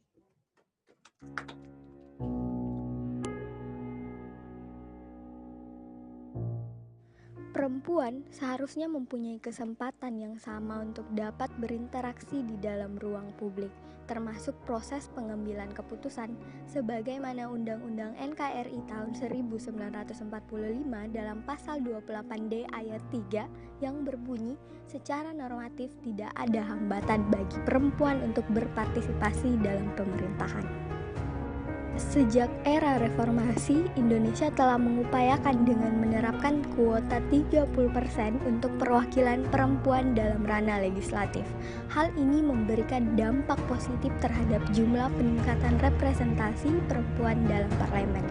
Pada bidang legislatif, sejak awal penerapannya pada tahun 1999, angka keterwakilan perempuan yang masih berkisar 8,08% terus meningkat hingga tahun pemilu tahun 2019 yang lalu sudah mencapai angka 20,5%. Melihat dari sudut pandang teritorial yang lebih spesifik, tingkat keterwakilan perempuan di DPRD Provinsi Sulawesi Selatan terus mengalami peningkatan. Terhitung sejak pemilu 2009 yang jumlahnya hanya berkisar 16%, pada pemilu 2019 yang lalu mengalami peningkatan hingga 29%. Tentu saja angka ini belum memenuhi kuota yang diharapkan. Akan tetapi harapan ke depannya, setiap elemen yang terlibat mulai dari pemerintah, partai politik, dan masyarakat bersedia ambil bagian dalam meningkatkan angka representasi perempuan. Terlebih lagi, masih ada beberapa partai politik yang belum menunjukkan keseriusannya dalam melakukan pengaderan serta afirmasi peningkatan keterwakilan perempuan. Tingkat representatif perempuan masih sangat timpang dibandingkan tingkat keterwakilan laki-laki. Tokoh perempuan yang memegang jabatan eksekutif di Provinsi Sulawesi Selatan masih sangat sedikit. Hanya terdapat 1 tokoh perempuan yang menjadi Bupati Luwu Utara, serta 3 tokoh yang menjadi Wakil Bupati, yakni Wakil Bupati Kabupaten Maros, Sinjai, dan Wakil Wali Kota Makassar. Kurangnya representasi perempuan di parlemen maupun ruang publik menimbulkan tanda tanya di saat secara normatif keterlibatan perempuan dilindungi bahkan telah didukung dengan berbagai aturan maupun kebijakan. Ada 2 indikator. Pertama, masih terpeliharanya budaya patriarki di masyarakat sebagai pemilih yang menimbulkan stigma bahwa dalam berbagai sektor perempuan belum dapat disepadankan dengan laki-laki, termasuk dalam politik yang sudah dianggap sebagai ranah milik laki-laki. Kedua, kurangnya edukasi masyarakat terutama perempuan itu sendiri tentang politik, baik dari segi pengetahuan, pemahaman, dan kesadaran mengenai pentingnya suara mereka terwakilkan dalam parlemen dan ranah publik. Perempuan masih kerap kali dijadikan sasaran dari tindak kekerasan dan menjadi alarm bahwa diskriminasi masih memerlukan banyak perhatian dari pemangku kekuasaan, sehingga peran perempuan dalam ranah parlemen menjadi suatu keharusan guna memastikan dan mendorong kebijakan yang berpihak pada perempuan. Kita sebagai bagian dari masyarakat yang kedepannya akan memilih para wakil di parlemen dan ranah publik atau bahkan yang akan terjun dalam ranah tersebut, baiknya memahami terkait pentingnya meningkatkan representasi perempuan guna mendukung terbentuknya kebijakan yang responsif terhadap gender maupun menghapus segala bentuk diskriminasi gender yang seringkali dialami perempuan. Mari membuat langkah kecil bersama-sama memberikan dampak di masyarakat melihat kerja nyata sang puan, bukti nyata kesejahteraan. Lembaga Studi Kebijakan Publik dengan bangga memperkenalkan program campaign melalui Women Talk, sebuah diskusi yang menghadirkan perempuan inspiratif dalam partai politik dan DPRD Sulsel. Women Talk akan membahas isu kontemporer terkait perempuan dan keseharian dari para wakil rakyat, pemimpin daerah, serta perempuan politisi penjuang hak-hak perempuan. Women Talk dilaksanakan melalui live YouTube Trigu Kemuan. Women's Inspire, diskusi online yang dikemas dengan konsep yang lebih santai dengan menghadirkan tokoh inspiratif dari parlemen, partai politik, dan pemimpin daerah. Tujuannya memberikan inspirasi, edukasi politik, dan advokasi peran pemimpin perempuan kepada masyarakat, utamanya milenial. Ruang publik, diskusi virtual melalui Zoom meeting yang mengangkat isu keterwakilan perempuan dalam ranah strategis, utamanya penentuan kebijakan publik. Public campaign, penyebaran informasi dan edukasi terkait peran perempuan baik melalui poster, video, maupun media lainnya. Segala bentuk upaya memperjuangkan hak-hak perempuan tentunya akan optimal ketika kita bergerak secara bersama. Mari bersama mencapai kesetaraan hak tanpa diskriminasi melalui keterlibatan perempuan.